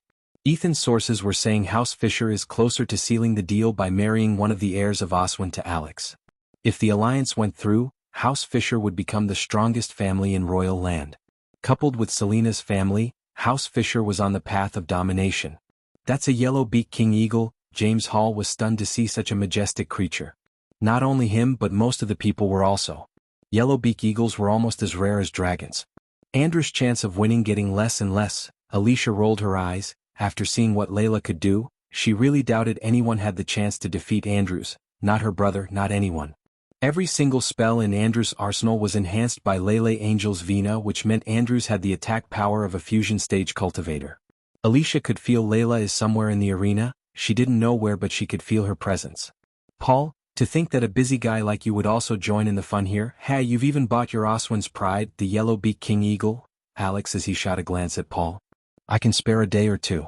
I'm pretty sure the marriage works won't come to a halt without me. Paul waved the deep blue fan in his hand and smiled slightly. Alex had a sly grin while Peter seemed to care less about the marriage between the two families. While these three were floating in the air, many core formation participants made their way towards the stage. Let's get this over with, Peter said, looking down on the stage to see the stage was getting crowded. You go ahead, I still need to wait for one more person. Alex casually smiled and said, Your girlfriend? Where is she? Sorry I'm late. As Paul's voice faded, a gentle voice suddenly sounded out across the skies. That voice had a certain charm to it. Immediately, an intoxicated look appeared in the eyes of several people below. Such a beautiful girl. Many youths' minds were likewise momentarily dazed when the spirited voice sounded out. However, they quickly regained their senses as amazement filled their eyes. Hastily lifting his head, Ethan saw a golden light sweep across the skies from a distance away before finally transforming into swirling chakra atop the golden chakra. Was a wonderfully curved figure. Her brown hair glimmered, reflecting the sunlight as the red cap she wore fluted in the wind. She wore armor that made her look both formidable and sexy at the same time. Although her armor wasn't revealing, there were still some places such as the neck, a small portion of her shoulders left out by the armor, showing her smooth silky skin. She slowly floated towards Alex standing atop the chakra before landing a gentle kiss on his cheek. Many became envious of Alex. They wanted to be him at this moment. He had everything many people yearned for: money, talent, a perfect angelic beauty as his girlfriend. Even those who hate Alex couldn't help being jealous of his life. With his arm wrapped around Selena's slim waist, he moved towards the stage. It's gonna be worth the wait to see these monstrous youngsters fight to prove who is the best among them. James Hall laughed with excitement. Just like before, follow the instructions given by the coordinators and you're good to go, Darius informed the core formation stage youngsters. Any one of the participants could have touched the mirror while Alex's group descended to the stage, yet they waited for the four of them. Ladies first, Alex gestured at Selena to touch the mirror, standing a meter in front of the mirror. Every pair of eyes in the arena stared at them without blinking. Even the commenters went silent as they found no words to speak due to the excitement building in their heart. With a graceful move, Selena placed her hand on the mirror. The moment her hand touched the mirror trembled more than it ever trembled before. Half of the pillar lit up like a Christmas tree. The green glow the pillar radiated lit up half the stage. It was so much brighter than Victoria's or even Sabrina's. Core formation stage level 5. Amazing. Ishihara let out a squeal of amazement before even the coordinators could confirm Selena's cultivation level. Reaching level 5 of the core formation stage at the age of 26 is nothing but a world-wowing achievement, James Hall announced as the crowd was thrown into chaos. Several gasping sounds could be heard in the arena as they stared at Selena with widened eyes. While they were in a state of shock, Alex placed his palm on the mirror, immediately lighting up the pillar up to 7th stone. Even Alicia was stunned by Alex's cultivation level and the bright glow the stones radiated. Core Formation Stage Level 7. This is freaking me out, guys. James Hall connected. It seems like we have prodigies that could go to head with prodigies of our. Darius sounded proud. Truth to be told, guys, I've never seen anyone reach the level their two youngsters reach until they were way past 30, Ishihara said. That's why I said this tournament is something special. Let's see what this youngster could do, James Hall talked, looking at Peter walking towards the mirror. Alicia leaned forward to witness her brother's cultivation level. She was pretty. He's at the level of Alex, despite her brother always liked to keep everything to himself. More than anything, he loved the privacy. Because of his habit, he even avoided attending her engagement. The moment Peter's hand touched the mirror, the pillar lit up to the 6th stone, and never seen before, half of the 7th stone glowed dimly. Up to the 6th stone though, the pillar shone just as brighter as when Alex touched the mirror. Whoa, Alicia, your brother is a prodigy too? Imelda's brows arched up. Everyone kinda expected Alex to amaze them, but they never even heard about Peter before. Hence when Peter showed his cultivation power through the pillar, it stirred more commotion than before. Alex knew although Peter fell one level lower than him, the armor and the spear in Peter's hand would make up for the difference. After Selena, Alex and Peter, the other participants waited for Paul. Like the others before, Paul too stunned the audience with his Core Formation Stage Level 6 cultivation level. Do you see him anywhere? Ethan started to lose his patience as he asked, whispering in Diana's ear. No, but he will come, just be patient for a little longer. Diana began to fear something might have happened to him. The threat of Reapers was still lingering above Ghost's head like a dark cloud after all. One by one the Core Formation participants proved their cultivation level to the people. None of the participants touched the mirror after the initial 4 impressed the crowd as the first 4 did. Is this gonna demotivate the other participants? I mean, after the first 4, no one has crossed Core Formation Level 4. Can it affect the mindset of the participants in any way? Well, it shouldn't. The tournament is designed to give all participants at the body strengthening stage and Core Formation stage a fair chance despite the level differences. Another Core Formation Level 3, Ishihara announced as Darius continued. The first 2 rounds test someone's combat skills. The participants are prohibited to use Arch Energy. So even if you are a level 10 warrior, if you solely depend on your spells and not on your combat skills, you will be eliminated. Merry Christmas, everyone. Christmas is a season of enjoying the simple things that make life beautiful. May you have great memories that will permanently touch your heart.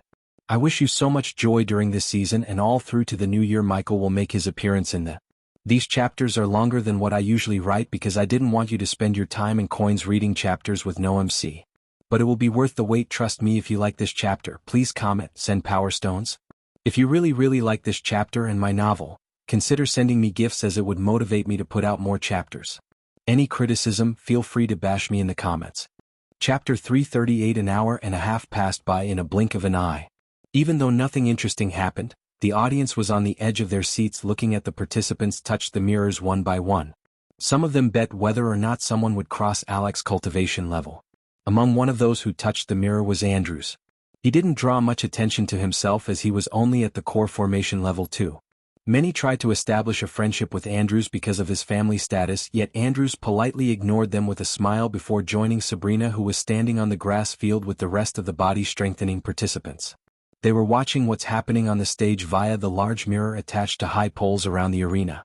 Except for the pavilion where the Sunrise Sect disciples and the River Town people were sitting, the others poured their excitement out by waving the boards that had their favorite participants' name on, screaming chants, and clapping their hands, producing thunderous sounds. Ethan was shaking his legs, looking at the sky as well as the pavilion of the Sunrise Sect. Uncle, are you all right? Seeing Ethan's act differently than usual, Alicia asked. Yeah, I'm fine. Are you all right? Ethan quickly avoided her gaze, answering Alicia's question with a question. The last participant is walking towards the mirror. Let's see if he could surpass either of the first 4-inch. Diana's body jerked after hearing Ishihara. She turned her gaze towards the horizon as she started to pray for her son to appear. Core Formation Level 3. Don't be discouraged, participants. As Darius said, the tournament is designed to give everyone a fair chance. Being on that stage proves your talent and value. Now let's move on to inviting the special guests. As Ishihara said, she flicked her wrist as a thunderous clap reverberated through the arena. It immediately silenced all the ruckus. The grass field behind the commentators' pills once again split open as a lavish stage draped in red silk clothes emerged from the ground.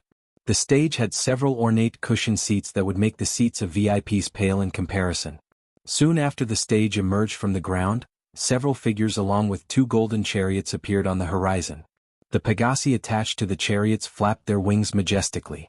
Among the figures surrounding the chariots, half of them wore full-plate metal armor while the rest of them wore muddy brown leather armor with long staffs in their hands. The metal armor the figures wore was milky white with delicate designs etched onto it. Let us give our warm welcome to His Majesty King of Breedia, Crawford Breedia III, and Her Royal Highness, Princess of Breedia, Catherine Breedia, as Ishihara and James Hall announced respectively. The chariot came to a halt adjacent to the stage.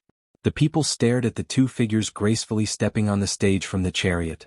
King Crawford was neither too tall nor short. He was a medium-built middle-aged man with a black goatee that had patches of white hair. His hair was cropped to neck length, perhaps it was his age, or perhaps it was the pressure of ruling a kingdom, streaks of white hair sticking out of his raven black hair. He wore a well-embellished red tunic with gold-work thread as a basic dress.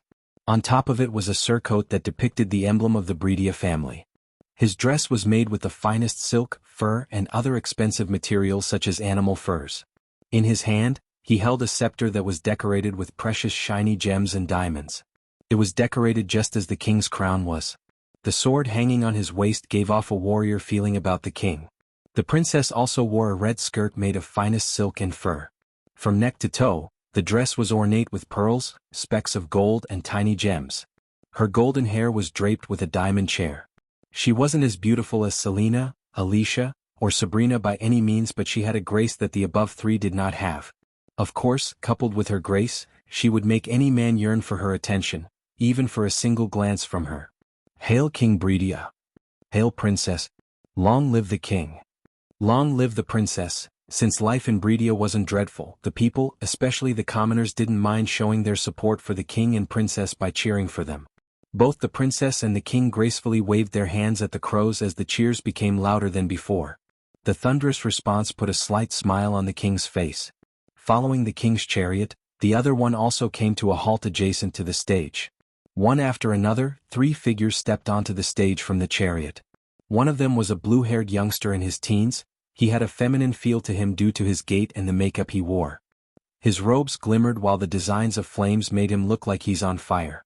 It's an honor to welcome the representative of Kingdom Thusia, Lord Calvin Howard, the second cousin of His Majesty King of Thusia, Maxim Barnes. Calvin waved his hand at the people with a giggle. After Calvin, a middle-aged man in his early 40s wearing lavish bright orange robes that were adorned with glistening gems and diamonds. The tournament committee thank you, Your Grace, Duke of Flamefair of Kingdom Kethen, Avon Jilks, for representing Kingdom Kethen on the behalf of His Majesty, King of Kethen. Porter Forbes. Duke Avon was a red-haired man in his early 40s. The scar running across his left eye to upper lip gave him a villainous look. Instead of wearing an eye patch to cover his left eye, he chose to show his white eye. With his red hair flutter in the wind, he just nodded at the commentators before standing beside Calvin. What's that bastard doing here? Ethan clenched his fist, almost punching the seat's handle. For the last 6 months, the Duchy of Pentown and the Duchy of Flamefair were at war. It has caused them thousands of lives. Duke Marvin of Pentown was prepared for peace talks, except Duke Avon was adamant about continuing the war. As the Duke was standing here, there were soldiers dying at the border. The third and the last figure that stepped onto the stage was a muscular macho man with a handlebar mustache. Despite his simple robes and tousled hair, he had a swagger that none of them in the arena had. Evan Ethan paled in manliness compared to the man. It's an honor to welcome you, Lord Ashton Kane of Kane family. When addressing Ashton, Darius sounded so humble as he never did before. It's really an honor to have you with us, Lord Ashton. Only on days like this, we can see a fusion stage cultivator with our eyes. It's truly a blessing. James didn't sound like he was just saying these words to butter up Ashton, but really seemed to be talking from his heart. His reaction was expected because seeing a fusion stage cultivator was once in a lifetime opportunity for most of the cultivators unless they were at the fusion stage themselves. The pleasure is all mine. Ashton's voice was amplified by his celestial energy as it sounded clearer and louder than the voice of the commentators. The voice swept over the entire arena like a tsunami wave, giving them goosebumps. Except for Alex and Peter, all the youngsters looked at Ashton with eyes full of admiration. After shaking each other's hands, the guests took their seats. Shall we start the first round for the body-strengthening stage participants? The crowd yet again let out thunderous shouts of excitement except the fans of Ghost. Look over there. Suddenly the entire pavilion jumped up from their seats pointing at the horizon. Their shouts overshadowed the others' cheers as everyone in the arena looked at the horizon. With a flick of his wrist, Ashton changed the scenery of the stage, showing on the mirrors hung around the arena to broadcast the battles happening on the stage. The moment Ashton changed the broadcast, the people saw a majestic crimson-red dragon flying towards the arena. On top of the arena, they saw a young man leisurely lying down, legs crossed at knees. He had one hand behind his head while holding a book in front of him in the other. Ghost? Ghost. Never like before, an entire pavilion shouted the name Ghost in unison.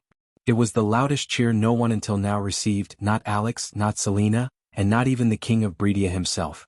Every other disciple had their sect brothers and sisters as their fans, they were just fans. But only Michael had the sect and an entire town as worshippers. The atmosphere of the arena made everyone feel goosebumps over their bodies. None of the people in the arena blinked their eyes as they stared at the mirror and the dragon approaching the arena. His entrance was not as flashy as Alex, Selena, or Peter, but coupled with the thunderous response he got from the Sunrise sect, River Town, and the coolness of his posture turned his entrance into a badass one. When the dragon reached the sky directly above the stage filled with core formation participants, instead of descending, it flapped its wings before flying straight up. Michael slowly slid down due to the gravity, and in a few moments he was dropping down. His black coat fluttered wildly in the air while Michael calmly closed the book in his hand in the mid-air before putting it into his space ring. The people were staring at his fall with their mouths wide open.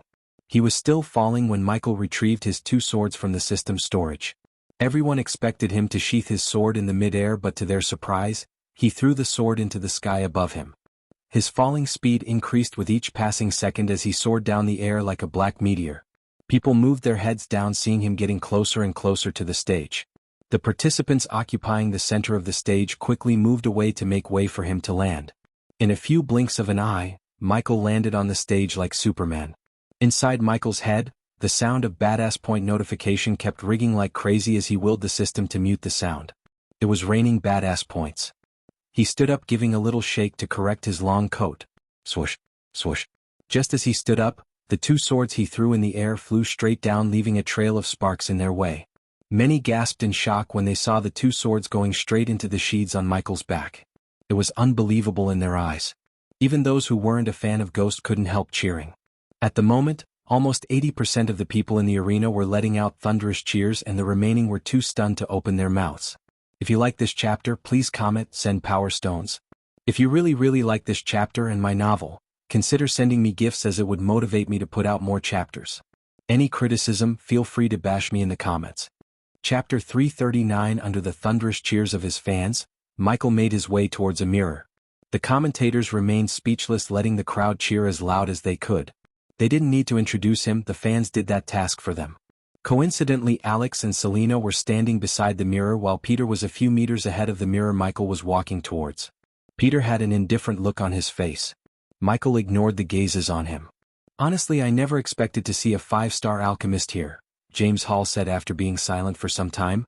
Yeah, the alchemists I know are pretty focused on the upcoming alchemy championship, and none of them are here to participate in a tournament for warriors, Ishihara said while Michael was walking towards the mirror. The cheers were still going thunderous, yet the commentators' voices reached everyone's ears with the help of special runes crystal clear. Despite being late, Michael wasn't in a rush to get his cultivation tested. Thanks to the spider on Cindy's neck, he had seen everything and was ready to rock the arena. Standing a meter away from the mirror, Michael saw Selena coldly looking at him. Alex seemed surprised, but he hid his expression while putting an indifferent look on his face like Peter. I will make you pay. Before Michael could touch the mirror, Selena coldly said. Only those standing near them heard her voice, only to be startled by her threat. They stared at Michael with wide eyes, wondering what he did to deserve Selena's threat. Are you sure? Michael snickered as he put his hand on the mirror. The moment he put his hand on the mirror, the entire arena stopped cheering. The excitement prevented them from uttering a word. Unlike never before, the mirror Michael touched violently trembled. Those who stood closer to the mirror even heard the mirror producing a faint whistling noise. The coordinates immediately grabbed the mirror by its both sides to keep it still as the entire pillar beside the mirror lit up like a Christmas tree. There wasn't a single spot that didn't glow in the pillar. From top to bottom, the pillar radiated bright sparkling green light. Oh my God! It can't be.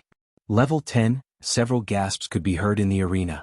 In the VIP area, Ethan stared at Michael without even batting an eye. He felt a cocktail of emotions surging from deep within: joy, sorrow, pride, self-blame, and shame. "That is my son," Ethan mumbled under his breath. The teensy bit he had about Ghost being his son was wiped away from his mind when he saw him. Ghost looked exactly like Diana when she was Harriet Hunt. The black dress, 2 black swords, the swag, the attitude, everything about Ghost reminded him of Harriet Hunt. "Core formation level 10, guys, are you seeing this?" Ishihara almost shouted in shock. No one remained calm or indifferent looking at the glowing pillar. The badass points were rapidly increasing, crossing 300,000 points. Ashton's lips curved upwards as he knew the odds of Alex getting killed by Michael's hands just increased out of bonds. The king on the other hand slightly leaned forward, focusing all his attention on Ghost. "If my guess is right, he can break through to the core strengthening stage anytime he wants." Darius' words sent a wave of shock to everyone's minds.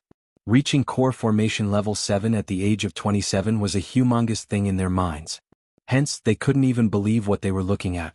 "How old is he?" James Hall's eyes opened as wide as they possibly could. His eyes looked like they were about to jump out of the sockets. Whoosh. As James Hall's question made everyone wonder about Michael's age, Nightmare came straight down, soaring through the sky. Nightmare shrunk his size before letting out his dragon breath up in the sky. Everyone became agitated seeing the dragon breathe as the soldiers on the king's stage immediately stepped forward to protect the king. Soon, Nightmare's dragon flame formed the number 21 in the sky. "Do you think the dragon is answering my question?" James Hall asked. "I think so. Let's ask his sect leader herself." Ishihara moved her gaze from the flaming 21 from the sky to Claire, who was joyfully clapping her hands. No one would believe Claire, but she really thought Ghost would be stronger than Alex or any other prodigies in the arena because she knew him more than anyone here knows him. In her mind he was the number 1, not Alex nor Selena. The disciples turned their gazes at Claire after hearing Ishihara's question. Every pair of eyes fell on Claire, expecting her answer.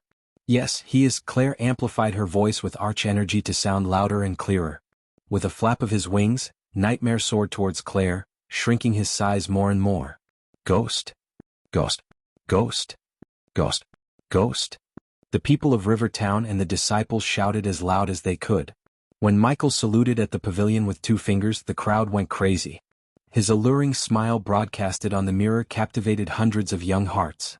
Standing on the field down the stage, Sabrina was clapping to show her support. She never thought she would be amazed like this by someone who isn't her sibling. Contrary to Sabrina's expression, Andrews lost all the glow on his face. His heart skipped a beat as he started to sweat. Although he had a fusion stage cultivator helping him win the tournament, he couldn't help being afraid of Ghost. Even Noah advised him to be careful if he had to fight Ghost head-to-head. "He's really good." In one of the VIP pavilions, Peyton and Zanali were looking at the stage. Peyton didn't like Ghost very much as he was the first one to reject an invitation to join Guardian Guild, yet even she praised him. Reaching core formation level 10 at the age of 21, this should be written on history, Ishihara praised. "I could only think of 2 persons who managed to reach this level at the age of 21. One is a prodigy of our continent, Harriet Hunt." The name sent a chill running through Imelda's spine. The name Harriet Hunt had brought them enough pain, she never wanted to hear the name again.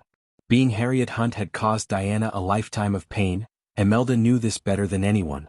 Moreover, the name brought back the memories Imelda wanted to forget completely. The images of what happened 21 years ago flashed across her eyes. Diana thought she knew what happened, but in reality, only Imelda knew what really happened all those years ago. She was afraid of telling Diana because she didn't want Diana to feel betrayed by her own sister. And the other is Layla Alden, the wielder of Angel's Vina. Just like the name Harriet Hunt depraved the delight from Imelda's heart, the name Layla Alden messed with Michael's joy in his heart.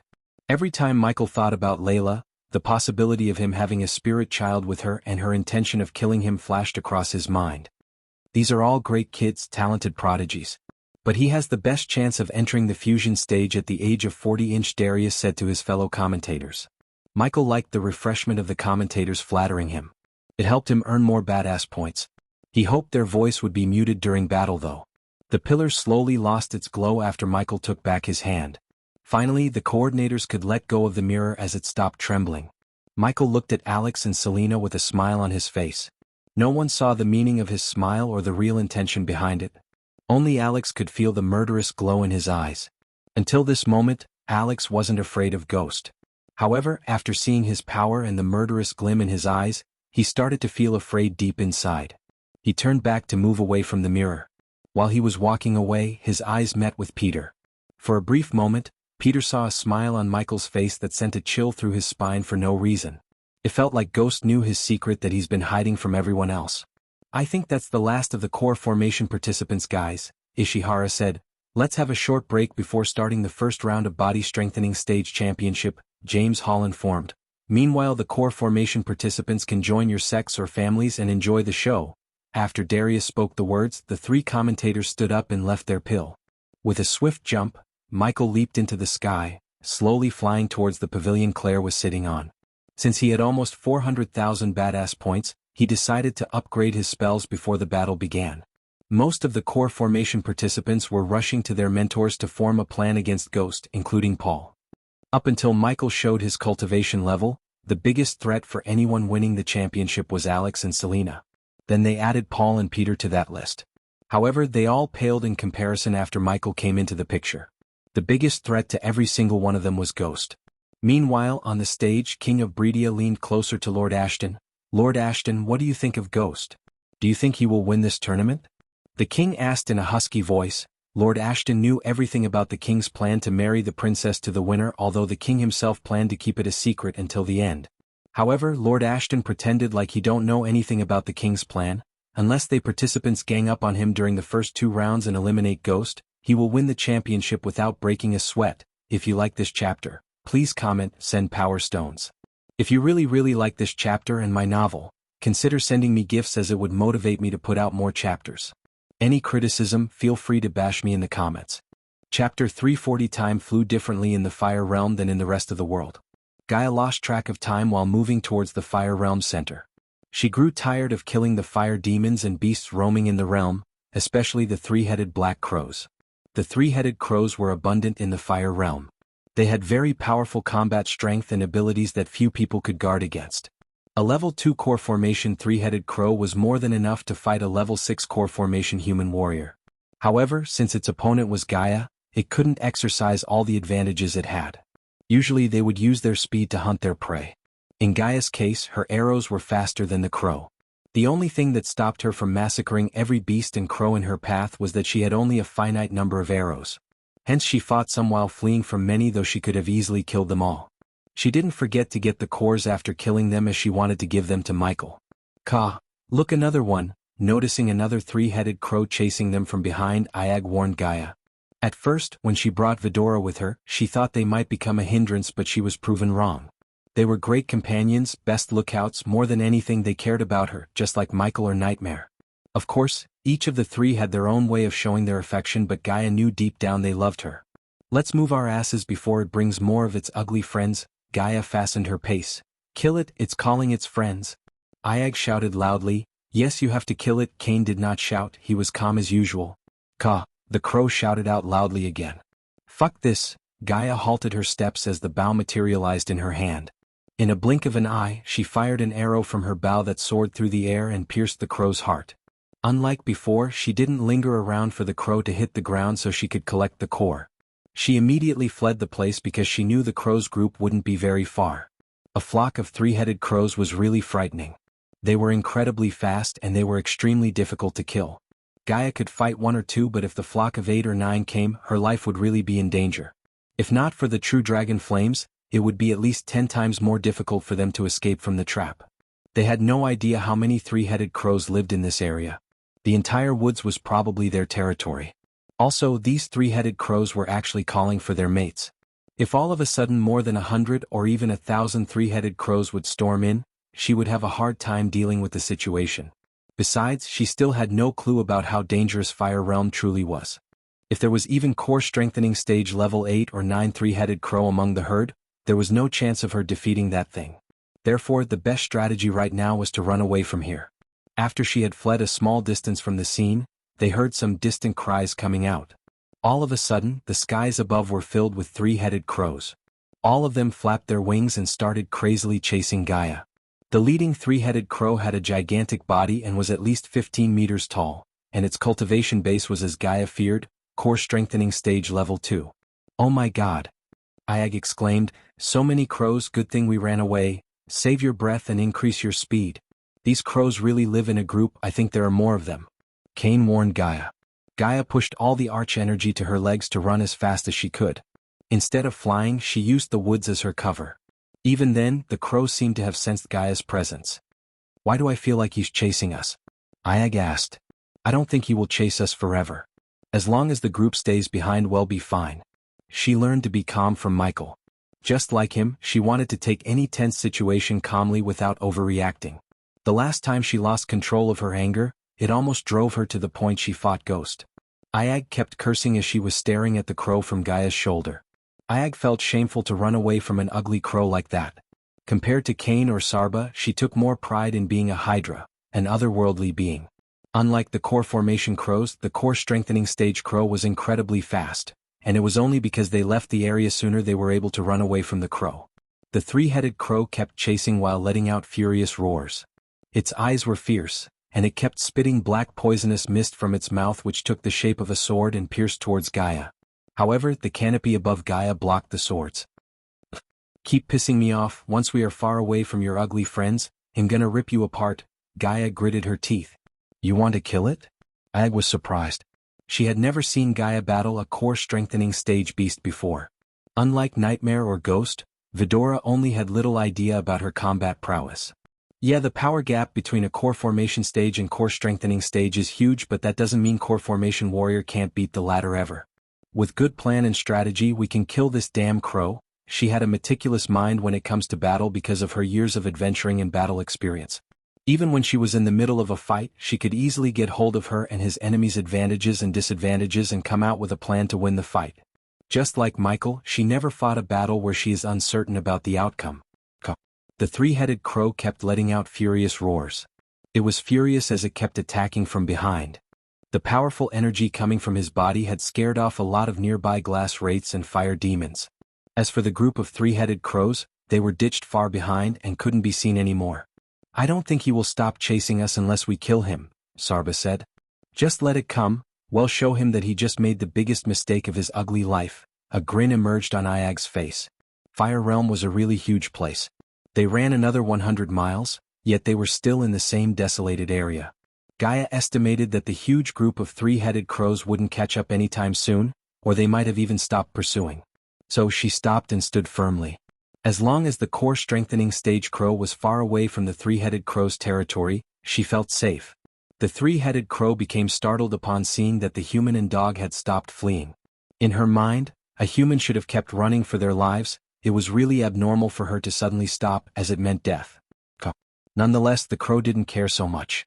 It dived down through the canopy towards Gaia to kill her with a single stab with its beak.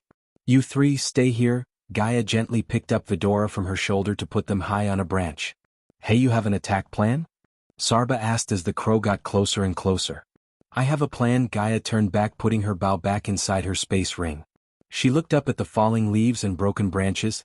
"Attack!" She unleashed her energy as countless golden specks of light enveloped her body completely, causing the air to tremble and ripples to spread across the scene. The bright light made Vidora close its eyes for a brief moment. When they opened their eyes, there was a gigantic 8 feet tall 10 feet long snake standing in front of them where they saw Gaia a moment ago. The snake was covered in shiny dark purple scales. It was Gaia's real form, the Naga form that resembled a cobra. "Poison cloud." Gaia hissed. A voice remained the same despite her transformation. A thick jade-green mist of poison came rushing out of her mouth. In a few seconds, the green cloud of smoke enveloped the woods before Gaia. Boom. Finally, the crow landed just a few meters away from Gaia. However, its eyes went wide in shock seeing her full form. Due to the branches hitting the crow's eyes while it was flying through the canopy, it didn't see her transform or release poisonous clouds. The poison had already gone into the crow's body when it inhaled the air. The crow tried to call its friends, but all that came out of its mouth was rough coughs. Gaia immediately slithered towards the crow. Although Gaia was fast, the crow still managed to react to her moves despite the poison spreading in its body. However, it was not the open sky for the crow to fly around freely. The canopy and the thick woods restricted its movements, but for Gaia, the surroundings were an advantage compared to the crow. "Look out!" Iag couldn't help shouting when the crow tried to attack Gaia's eyes using its claws. Boom. Suddenly a powerful blast of sonic wave hit the crow. It wasn't powerful enough to knock down the crow, but it was powerful enough to blast every single feather the black crow had. In a blink of an eye, the crow turned into a featherless rosy bird. Gaia was stunned, yet she avoided turning back at Fedora. The crow was pissed off as it let out an eardrum-tearing shout.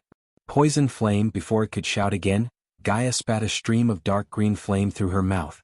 The fire shot straight into the crow's eyes as Gaia's fangs grew larger. In the speed of lightning flash, she bit the crow in the skin just above its wings.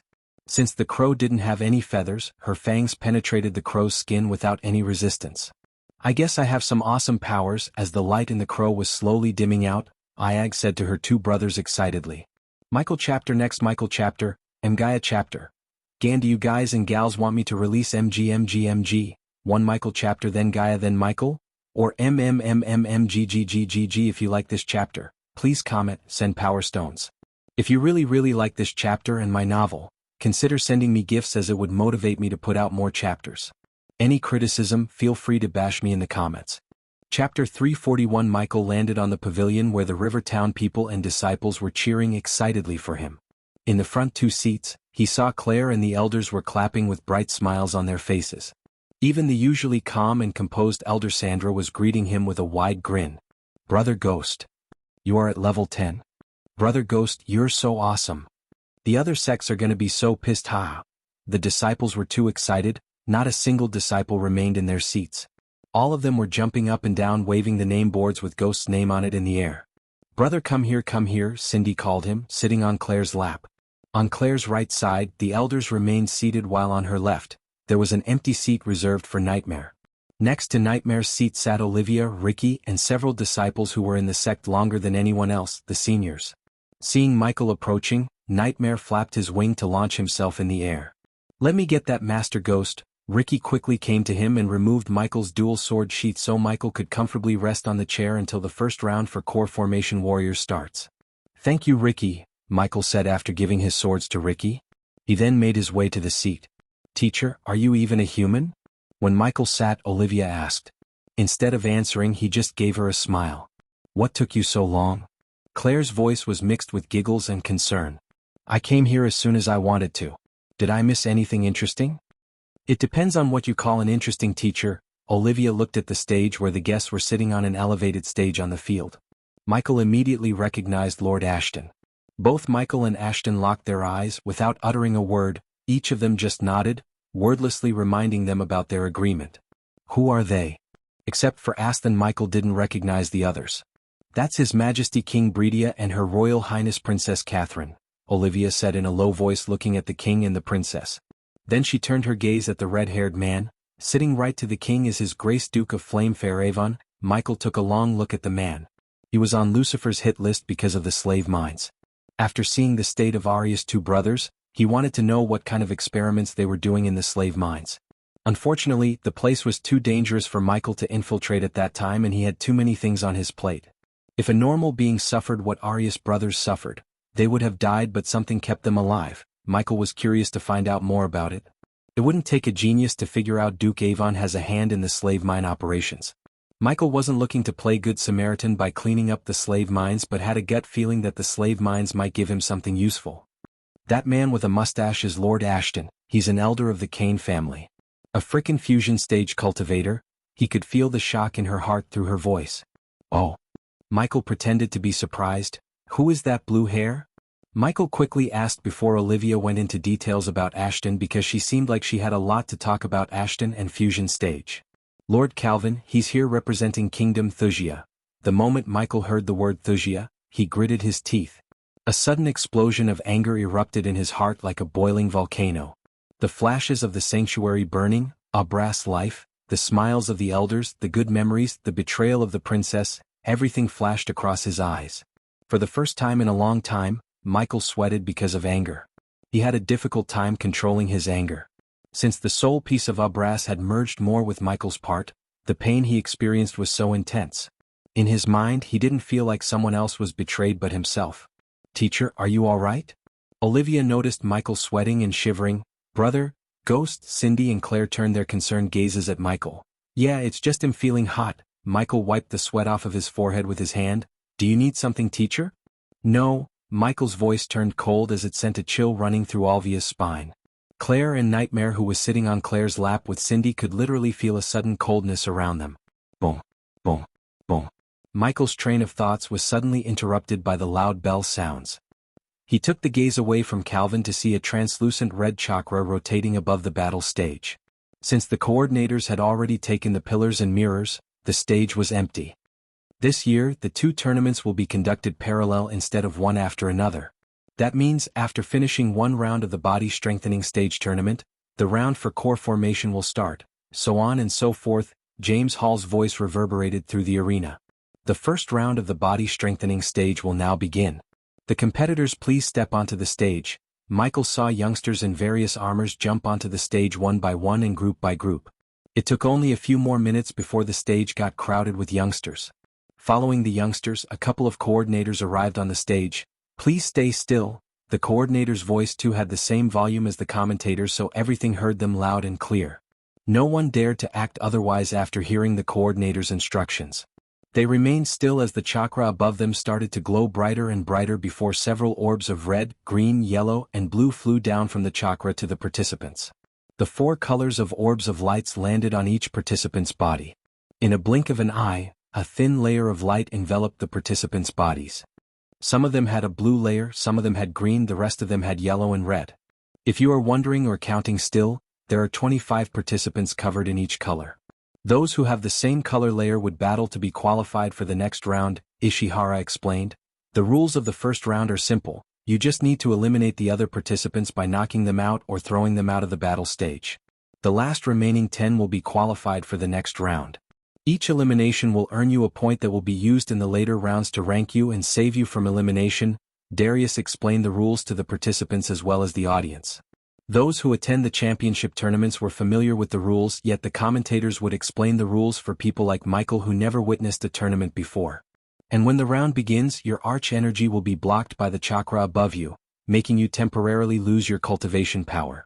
As mentioned before, this round is designed to test your combat prowess without arch energy. You are also prohibited to take any kind of potions or pills during the battle. Taking alchemy drugs will result in disqualification and banned from participating in any tournaments that will take place in Elon in your future. Darius' words immediately caused a commotion among the participants as well as the crowd. Michael frowned after listening to Darius. He was expecting him to talk about the armor the participants were wearing, yet Darius didn't seem to have anything to talk about armors. He tried to sound like the committee wants the tournament to be fair, but there was nothing fair about battling a participant covered in unbreakable armor like Alex. Those who couldn't afford to wear armor such as Alex or Peters were clearly at disadvantage. Of course, Michael was not planning to raise his voice against this unfairness. As far as he was concerned, being born poor wasn't one's fault, but living and dying as one is.